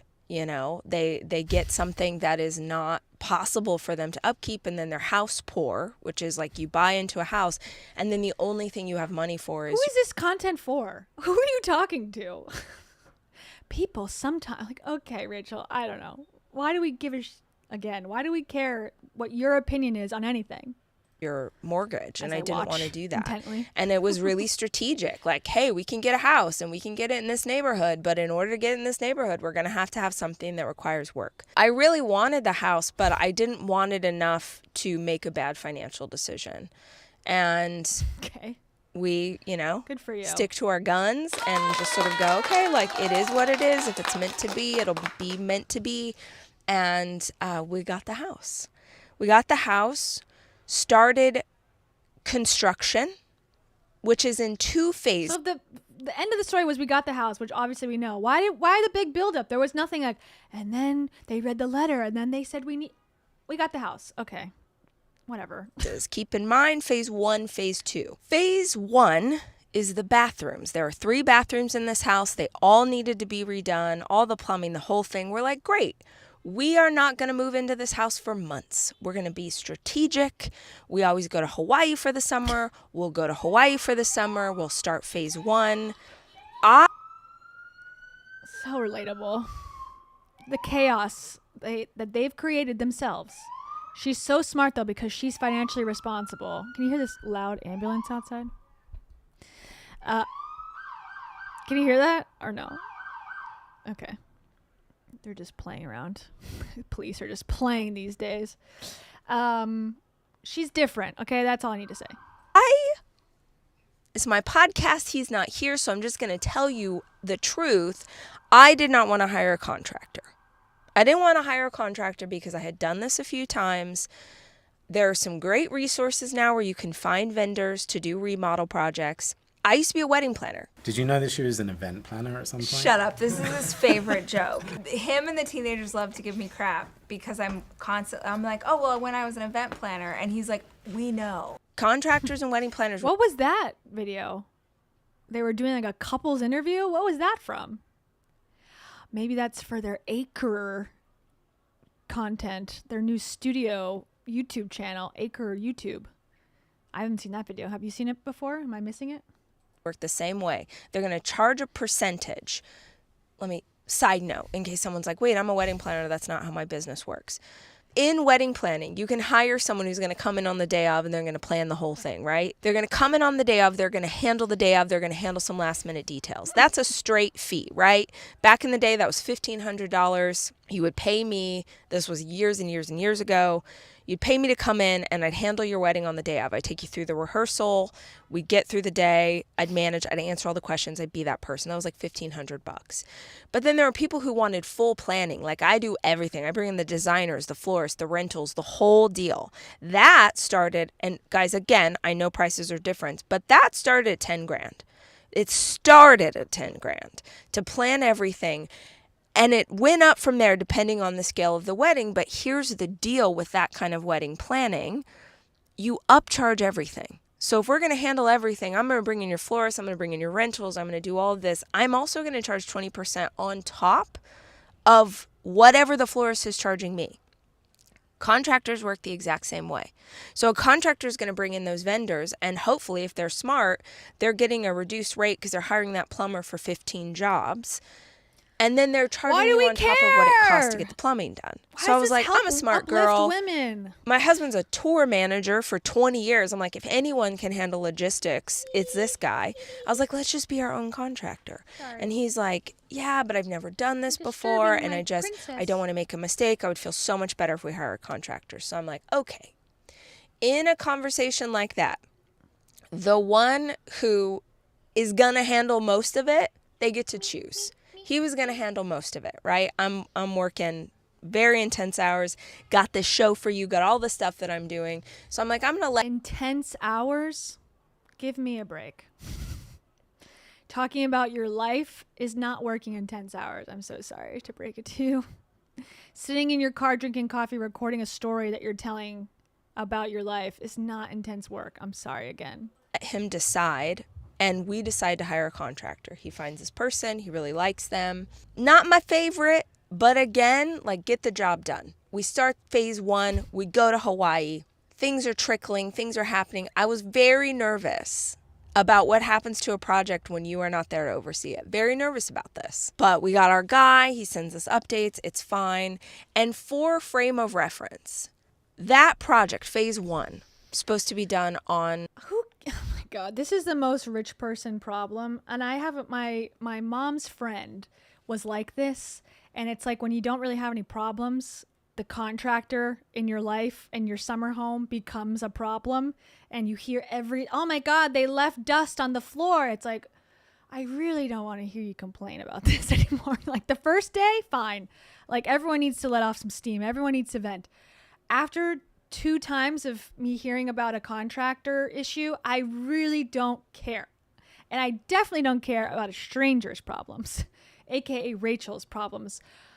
Phase 1 of my reno. If you're talking in phases of anything that costs money, I'm out. I do not care because you are in a different tax bracket than I am and I no longer can relate. July 8th, I think. And maybe we added a few extra days after we were doing something. I don't remember. July 12th, let's call it. Y'all, I am recording this for you in August. July 12th, all of phase 1 is supposed to be done. All of it. I'm recording this for you in August. And right now we have 1 working bathroom. Just for clarity, that bathtub broke 2 days ago. Yeah, it looks very historic. She's restored the historic feel of this bathroom for sure. There's definitely not modern fixtures. That toilet definitely is ancient. She really kept the integrity. The tile is good. I'll give her that. That bathroom, that bathtub broke 2 days ago, so we didn't have a shower. So we had to call an emergency plumber to come out and fix it. You know, I'm not even going to get into complaining about how bad it was. Okay. Oh, you've already done it. We get it. I'm not going to get into that. Just know it's August. Phase 1 was supposed to be done beginning of July, which I knew. When you are doing a remodel, you know that it's going to take twice as long. It's probably going to cost twice as much. Fine. But it was so far behind. Our whole schedule was dependent on little kids go to summer camp. When we got back from Iceland, we took Jackson to Iceland, we were moving in, and they knew We're supposed to feel bad for her. She's gone to Hawaii for the summer and took a trip to Iceland, and we're supposed to feel badly for her that things have been delayed at their dream home. we were like, we have to have working bathrooms. We are moving back in. We moved back in about a week and a half ago. The contractor was like, don't move back in. Like, I'll get you an Airbnb. I'll set you up. I was like, homie, I can't have an Airbnb. My kids start school in a couple of weeks, and maybe you don't understand this, contractor dude, but I got to get these kids scheduled. We have to get in a routine. Like, I can't be, obviously. The contractor definitely cannot relate to being a parent who has kids in activities. You can't be in an Airbnb and take your kids to school. Are you insane? How will that work? Well, you'll just leave your house, you leave the Airbnb, and take them to school. No, sir. Do you know who I am? No, sir. Do anything, right? But I would prefer not to be in an Airbnb when I got to get my 8-year-old ready for school. Why not? In 3rd grade. Like, I just can't do that. Why? So they get us this one working bathroom. We come in and we're like, it's fine. And I can't even tell you how many things were wrong.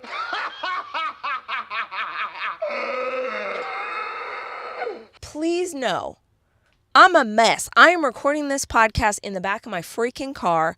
It is so hot in here because I can't turn on the air because it would mess up the quality of the sound.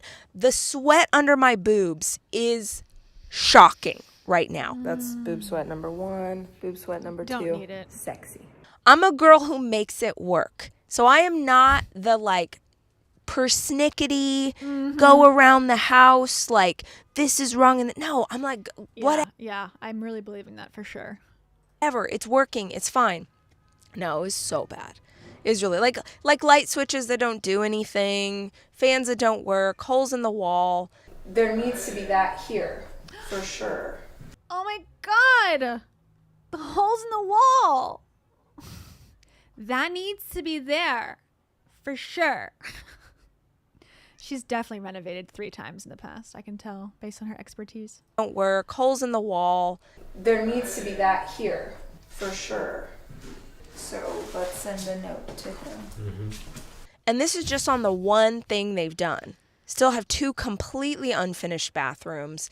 It was such a nightmare, and just every day it got worse and worse. We kept finding problems, and I'm like, we have to fire this guy. We have to fire this guy. Also, like, one of those people. Favorite thing, firing people. People who thinks you're dumb, you know, like you're like, oh, there's a exhaust fan, and then if we turn on the switch for the exhaust fan, nothing happens. And he's like, oh yeah, no, that's not, that switch isn't for the exhaust fan. That switch is for like the sconce. And we're like, what sconce? Like just like, or, oh no, that's not how, oh yeah, he's coming back. Oh yeah, we got that thing. Just like, be honest.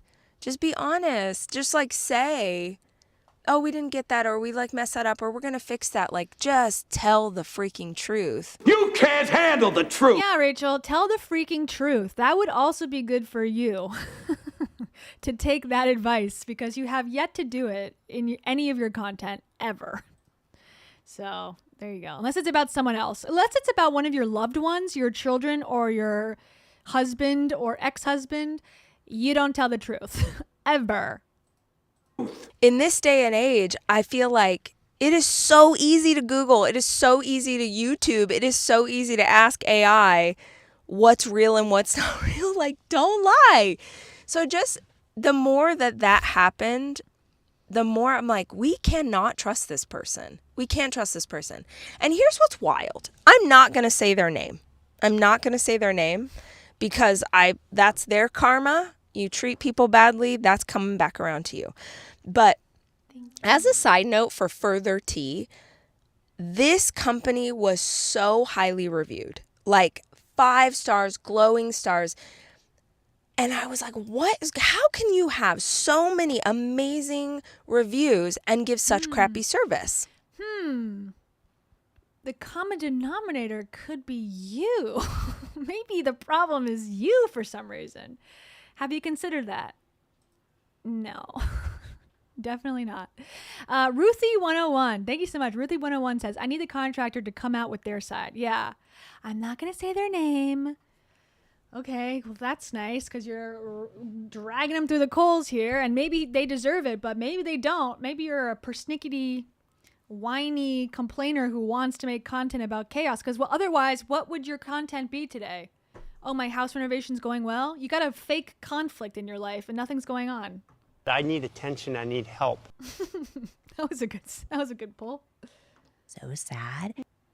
It hurts. It stings. That's Rachel when she sees a nail in a wall. Ow, it hurts. Okay, sorry. I'll tell you. I go back after the fact and I'm like, let me review this. This is like a life lesson that I just learned that maybe we all need to learn. I'm like, I have to go read these reviews because people are like, they're like, I would give this company my firstborn child. They are in love with his contractor. I go read all the reviews. This guy, his name isn't mentioned in any reviews, not one. Every single review talking about someone else. And I'm like, what's going on? So whatever, that's not my problem. We got, hoodwinked, fine, who cares? We cut our losses. Send an email, we're like, thank you, but no thank you. We will pay for the work that has been done. Do not come back. Because here was the other thing.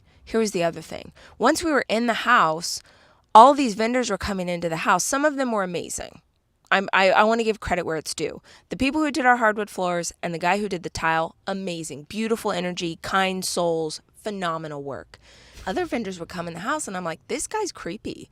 Like, I don't feel good with this person in my house. Plus, there's like no contractor here checking the work. This is too much. Y'all don't care. Anyway. Yeah, we really don't. And it's also like, who cares? Yeah, I don't know. She said it best. Who cares? This guy's creepy. Okay. He's putting ductwork in your wall. I don't know. I could give a shit less about any of this. Again, how does this relate to anything other than your personal life? Please tell me. Kez sends an email, not me. And here's the beautiful thing about Kez. He is the nicest. You've heard me talk about him. He's like Yoda. He's so calm. He's so chill. Yeah. But he's gonna have a meltdown one day, a blow up. People like that. I'm just speaking with a wide brush.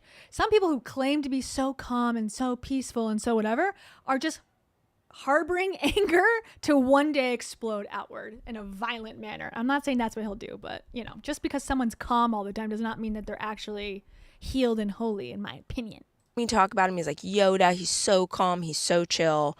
But are any of you like this? Like, I'm emotional. I can't hold my whatever. Kez, everybody loves Kez. He's so gentle. He's so kind. We got an ant infestation. Kills ants on contact. I don't want to kill the ants. I just want to deter them away from it. But if you cross him, you're going to meet a whole side of him you've never seen before. It's so sexy. Let's go. Not rude. Not just like bing, bing, bing, like he sends an email. All this stuff. We're done. Get your situation, get your porta potty out of our driveway. We had a porta potty in our driveway because that's what you got to do when you're under construction. I'm like, our vendors. We got a porta potty in our driveway? That's disgusting. The vendors have to use the bathroom? How disgusting. These creeps that are coming into our house have to use the bathroom because they're not allowed to use yours, obviously. There's a porta potty in our driveway. What do you want people to do? What do you want people to do? You are so mean. This is what happens to rich people. They become like this and they forget that people have lives and they do this because they have to. Not everyone can do things they're passionate about and love and, profit to the end of the fucking earth. I don't know. I'm sure there are bad contractors and things, but she's talking like they're all beneath her.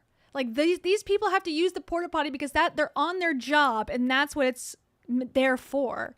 And it's like, oh, gross. It's like, I don't know. It's so immature. It's like a little kid, like a teenager talking about like, oh, my parents' house, they're doing this work and it's so annoying. That's what she sounds like right now to me. Driveway. We had a porta potty in our driveway because that's what you got to do when you're under construction. I'm like, our vendors can we have the one working toilet now. You can just use that. He sends a strongly worded email.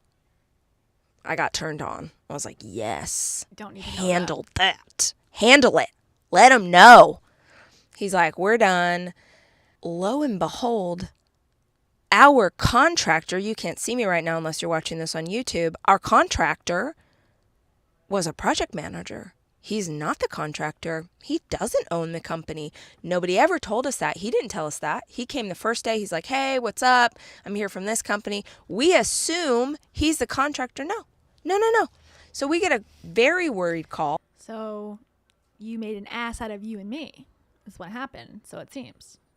From the owner of this company who's like, my customers are everything. Like, let me make this right.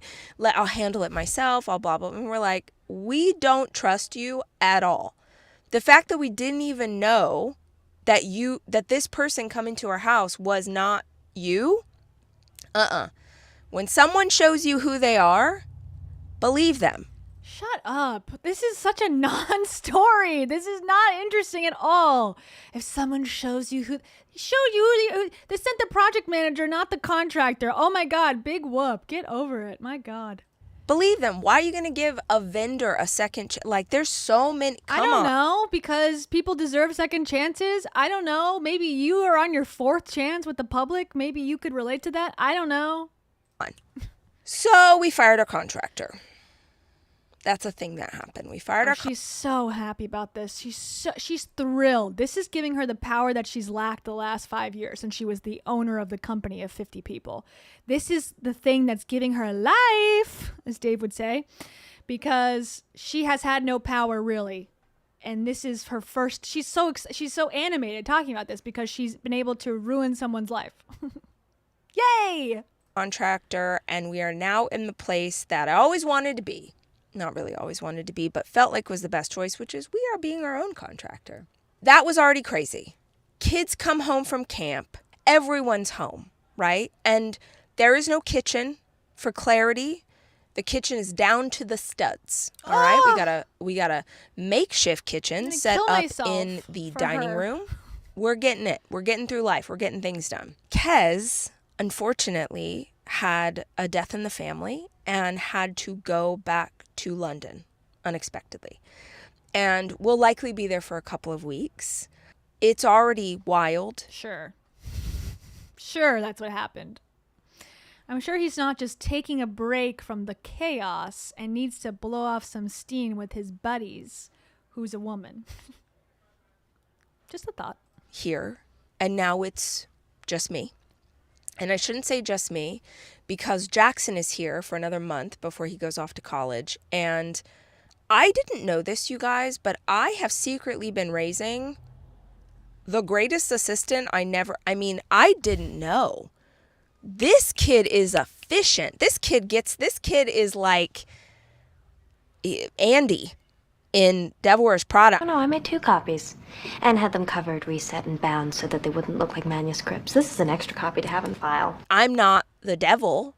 I want to be as fabulous as Miranda Priestley, but if I needed an Andy to my Miranda Priestley, Jackson getting it done, running 1,000 errands, calling people on my behalf.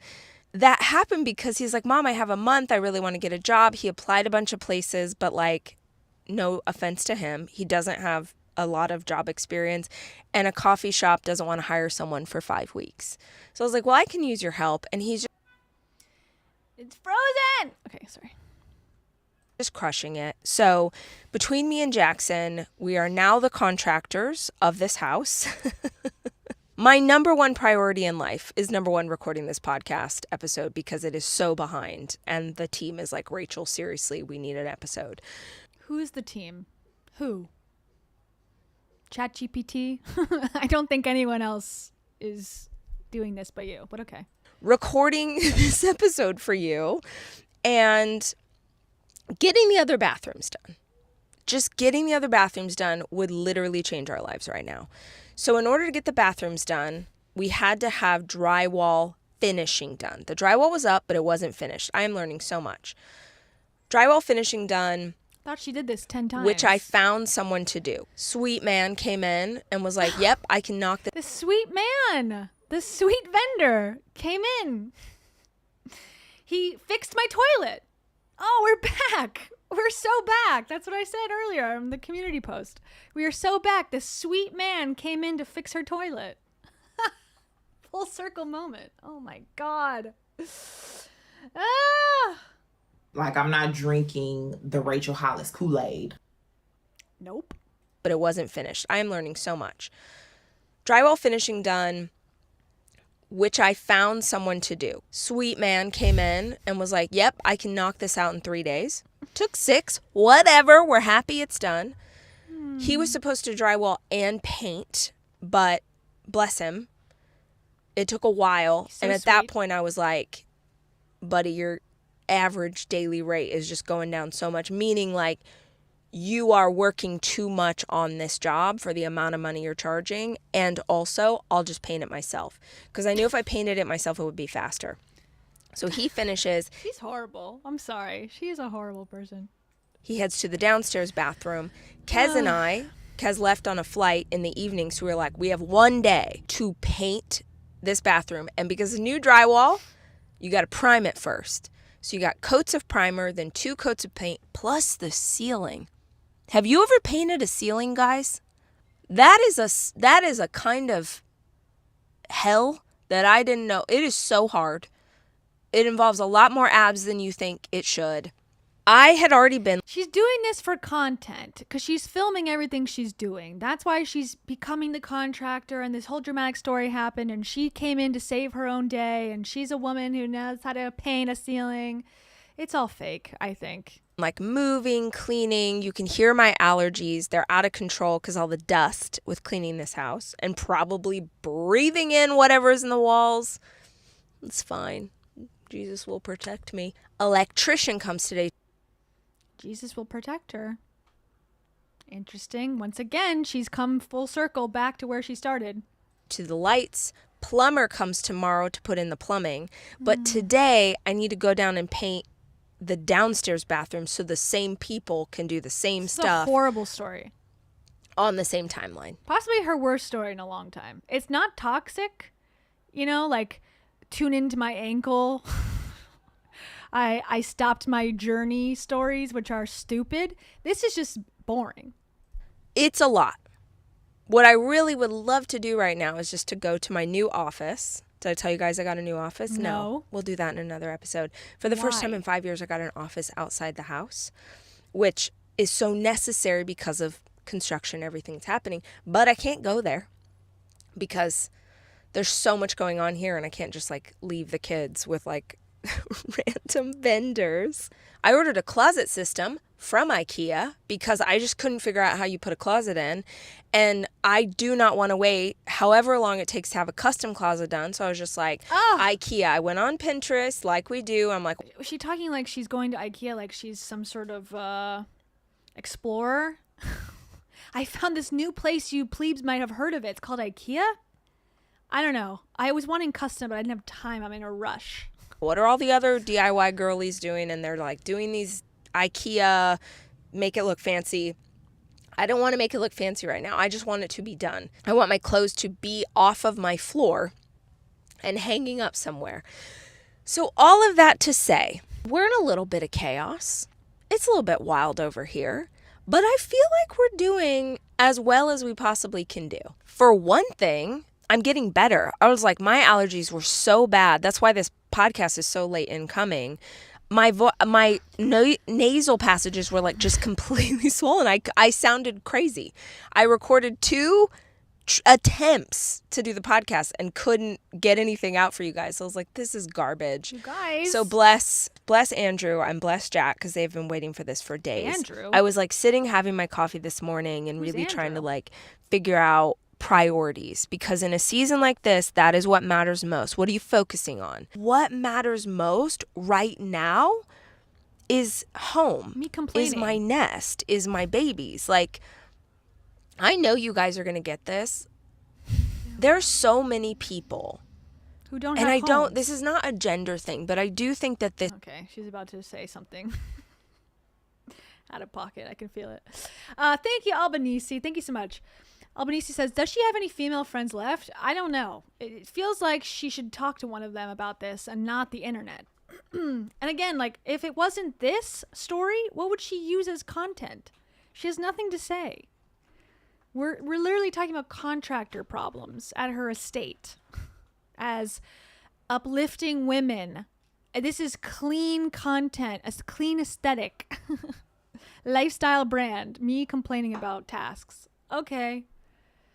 I guess there's an audience. I guess I'm stupid for thinking there wouldn't be, and that you shouldn't make $1 million for talking like this about nothing. But what do I know? Albanese, this is what I have to say to you. You have a wig in your panties. I'd fill that load. Pores. That's for you. This is a big difference between. Oh, sorry. Refresh. Refresh. Female entrepreneurs and male entrepreneurs. And I know it's not everybody. Like, don't come after me. Okay, she's about to say female entrepreneurs suck ass, except for her. And male entrepreneurs are great as a whole. There's so many people. And this is not a gender thing, but I do think that this is a big difference between. Good point, 4-letter. What are you focusing on while she spends an hour complaining? Your focus, what does she say that Tony Robbins says? Your dreams are with your focus, or your focus follows your, I don't know, accomplishments, some phrase she used to say. Yeah, you're focusing on all the problems. You know, manifesting is supposed to work, allegedly. If you focus on the problems, you'll get more problems. If you focus on the positives, you went to Hawaii, you went to Iceland, you have a new office. Focus on those things, yet you mention them in passing. You've talked about nothing else but horror the last, 20 minutes. Yeah, you're going to manifest more problems. She's not even listening to her own technique. Anyways.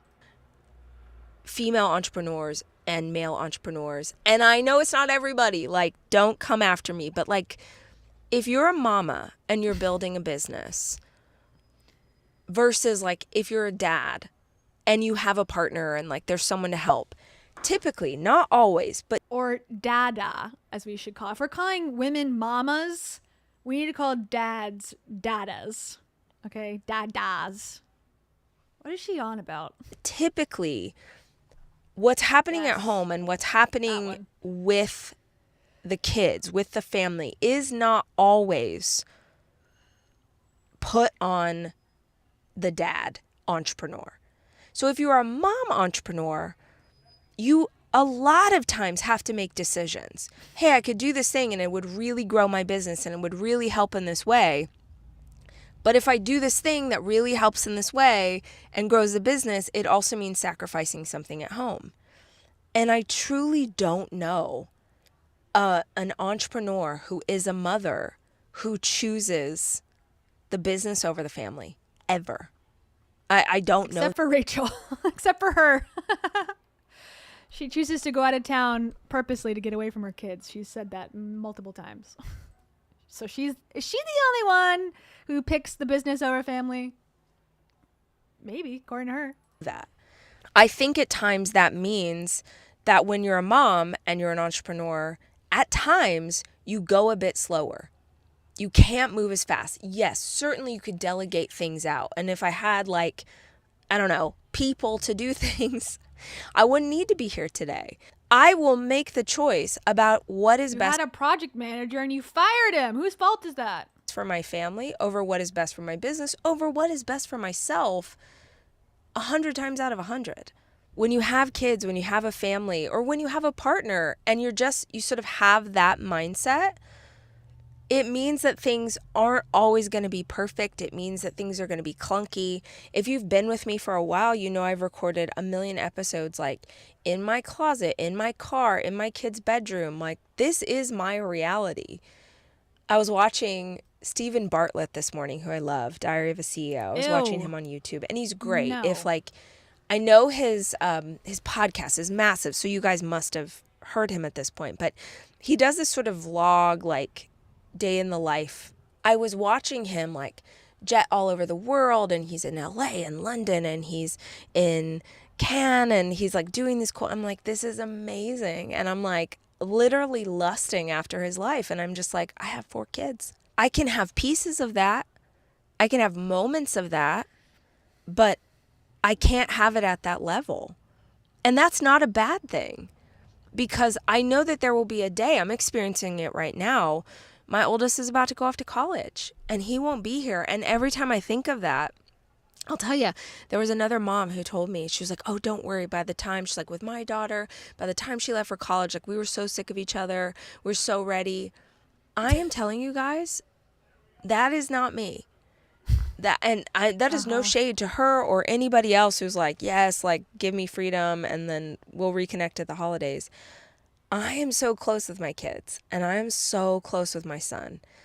And every time I think about him going to college, Is she the only person who's close to their son? Cry right now. Not in front of him. Like, I won't let him know. I'm going to miss him so much. We'll all miss him. Like, our family is so tight and we are so close. And the idea that like one of us is going to not be here is a lot. But like, that is the choice that you make as... I don't know what her point is here. I was following and then it went off on a tangent that she likes her kids. Other women don't like their kids. Even though she's stated many, many times she doesn't really like her kids. Oh no. Okay. Sorry. A working parent who is committed to the family before you're committed to the business. Like, you have to make money. If your business supports your family, it has to make money. What is she and talking my about? business. So she's like, Steve Bartlett got to go all over the world. I wish I could do that, but I can't because I'm a mom. But my son's leaving, and my friend said, oh, it's good. I'll have a life when my son leaves, but I don't like that because it's sad. What? The story is like all over the place. The family before you're committed to the business. Like, you have to make money. If your business supports your family, it has to make money. And my business supports my family. Like, I am so grateful for this work. So Kez doesn't work. Kez makes no money. He's a freeloader. How is this a reveal? I'm curious because that's interesting if he makes no money. This is what she did though with Dave. She always said, oh, everyone's depending on me. Everyone's depending on me. It's me. It's me. It's my business. It's my money. And Dave's over there making millions of dollars at Disney and had been for a long time. And he's like, what am I, chopped liver? You know? She does this. So Kez could make $10 million and she'll still say this. So I don't know. I don't know if it's a reveal or not. I can't tell because she can't be trusted. She has to think of herself as the sole provider of everything. The only contractor possible. The only provider for the family. Are you not in a partnership? Because she's making it seem like he doesn't make any money, which I find hard to believe, but also possible. I don't know. Go on. And I'm inspired by this work. And whenever I'm like, oh, it could be bigger, I could be doing more. Yeah, but we went through a really harsh change several years ago when we lost the kid's dad. And I became... When we lost the kid's dad? Oh my God. She's erasing history. That was your husband and business partner and the CEO of your company. We lost the kid's dad. I hate when she does this. Really, it bothers me. Give him some respect. I'm wholly responsible for these children. And that came years ago when we lost the kid's dad. The kid's dad. And I became wholly responsible for these children. Mm-hmm. And that then shifted even more in like, I have a limited time with them. And it doesn't mean I am not trying to pretend that I am one of those parents who is like, I spend 24 hours a day. You know me. That's literally my nightmare. Like, I'm not like homeschooling. I am not that kind of angel. I I love my job. I love working outside the home. But I'm always going to make that choice. That's what's best for them. Because I also know... What are you saying? I don't even know if she knows which side she's on. Is she the full-blown entrepreneur or is she the full-blown mama who's going to pick her kids? She's not saying because the story doesn't make any gosh darn sense. Ugh. Samantha Tribble, 5857. Thank you so much. Samantha Tribble says, thanks for crumbing back to YouTube. I love the McConaughey mating call soundbite. Okay. Let me find it for you. Screaming. I will find it as I click other ones. People felt really loved and cared for when I would yell at them. Ah! Okay, where would I put that? Screaming. In the music? No. Maybe. Uh-oh. Amen. Yippee. Oh my. Screaming. Screaming. Found it. That's for you, Samantha. Hope it was all that you hoped for. It's okay to cry. There you go. Okay, we're almost done. That if I do this right, number one, I will launch them all well. They'll launch into the world and they'll be successful, happy, we hope, grounded individuals who are ready to go do their thing. If I do this well. And if I do this well, we'll all be a close family and they'll want to come home at holidays and they'll want to spend time with their siblings and with us. And so that means some sacrifices, sometimes in the direction of the business. I think y'all have heard me talk many times about you have to sacrifice as an entrepreneur. Sometimes it means missing things with the kids. It means you didn't get to go to the school thing or you were out of town on a business trip. And I support that because if you're supporting your family, there are choices that you have to make sometimes that suck. You do miss things. What? I'm sorry. Am I just stupid? So she's saying she always makes the choice for the family first, but then sometimes she doesn't, and she puts the business first because it pays for the lifestyle of the children. Okay. But the trade-off goes in the other direction as well. There are seasons when you have to miss things for work, or work can't be as intense as you want it to be, or you can't push quite as hard. And it also really requires an abundant mindset. I can absolutely have some weeks where I'm working from home and I'm not producing at the clip that I want to produce and I'm not the output that I want to be at because I have absolute awareness. I have absolute faith in myself and in the universe and in my path that yeah, and it's going to tip back in the right direction and we're going to have working bathrooms and the kids will be back to school in a couple of weeks and it'll be calmer and we can start a rhythm and then I can invest in the stuff I want to invest in and then I can be writing every day like I want to be writing. But until then, it's going to be clunky. And you know me. I show up even when it's clunky. We don't know you at all, actually. And you made that very clear when you got called out and people said, we thought we knew you. And you said, you don't know me. That's weird. I never want to be relatable. That's weird. Why would you guys think you know me, you freaks? You guys know me. I show up even when my boobs are out and they're just all over the place. I show up for my kids and my business, which is unknown at this point. I have an office also. Maybe especially when it's clunky. Clunky is my brand. So I appreciate y'all being with me. I appreciate if you made it to the end of this podcast, you made it to the end of this video. Clunky is her brand, yet on the job advertising, clean aesthetic, perfection I want. On YouTube, I appreciate you being here.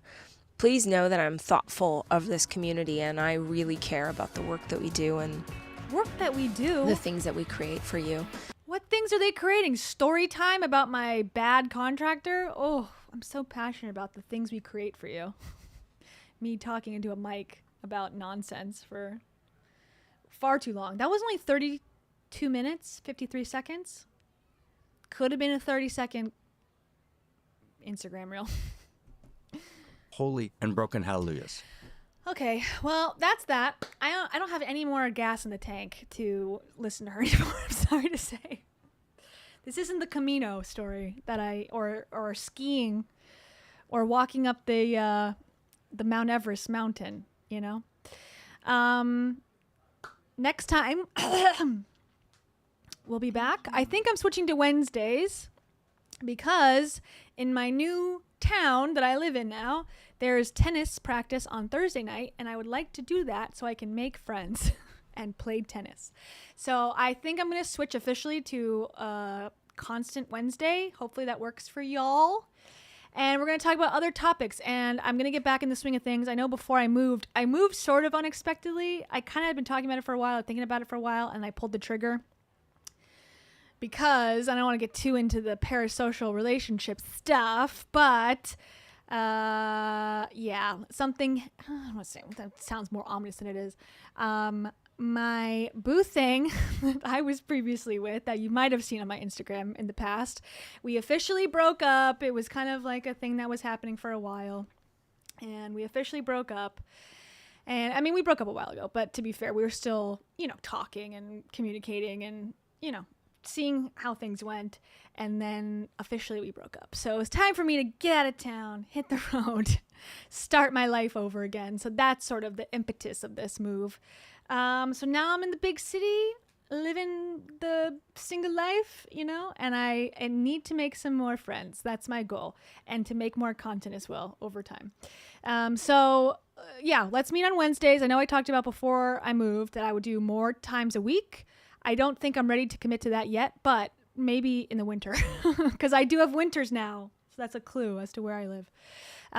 So maybe when I'm, shuttered in the house like this, we can do live streams more. And I still want to do scripted stuff too, and kind of be more thoughtful about that. So that's my story, and I'm sticking to it. Thank you so much. It's been a journey. It's been a chaotic journey, as some influencers might say, but I survived, and now it's time to thrive. 5 to thrive, and I'm hydrated, and I'm cutting out broccoli from my diet for 1 whole month, and I am going to love my body and meet friends that love their bodies too. Anywho, okay, time to sing my song. I'm gonna rap. So it's a rap. And if you would like to join the membership, please do come on board. If you want your name sung at the end of the live stream, it's the gold straight up members. If you just want to get cool emojis that are custom to the channel, and I need to work on getting some new ones. We need some new emotes. It's been a while since I've updated those. We gotta discuss that at some point. Join the Choose Sadness. That's the cheaper one, and be a part of things, or just watch. Whatever. I don't care.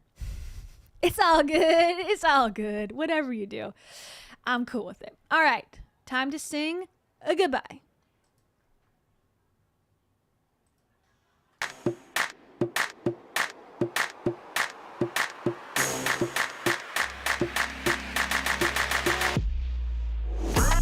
Starry nights in the sky, so bright. Oh, you might be white. I don't know. Nicole Campbell. Do you go to the casino and gamble? Roulette, craps, slot machines, a console. Do you put the quarter in the slot machine and pull that lever? And eat bramble muffins, Alaska tundra. You're so tough and strong, makes me want to sing my song all night long. Hey, Carasoto, I want to go and play the lotto. Here's my numbers: 1, 2, 3, 4, 5, 6, 9. Lisa B, your lotto numbers would be 3, 3, 3, 3, 3, 3, 3, 3. Lillian Massey, I used this one before, but what's coming to me is Helga Pataki. One more time. Helga Pataki. She is so wacky. She loves Arnold. I'm not startled. Rob Sheehan. You're a cool guy in the sheets. That was sheets. In reverse. I'm pulling a Missy Elliott right now. Oh. Rebeled Fuentes. Do you like to go to the dentist? Get your cavity filled. Get some Novocaine. Put it straight to the brain. Mary. Oh. Do you like getting your braces tightened? That's something that would hurt my teeth when I was frightened and 13 years old. Oh boy. This is rough. Elise Madison. Thank you for being so gruff and tough and buff. Thanks for flexing. Mr. Info, stop guessing what time it is. It's 8:21 in the PM. It's getting dark early again. No! I want the summer. I want the hot. I want the barbecues. K24. There is no more. Everyone head to the door. It's time to leave. You shall receive a tour of the outside. Okay. Goodbye. Good night. See you next week.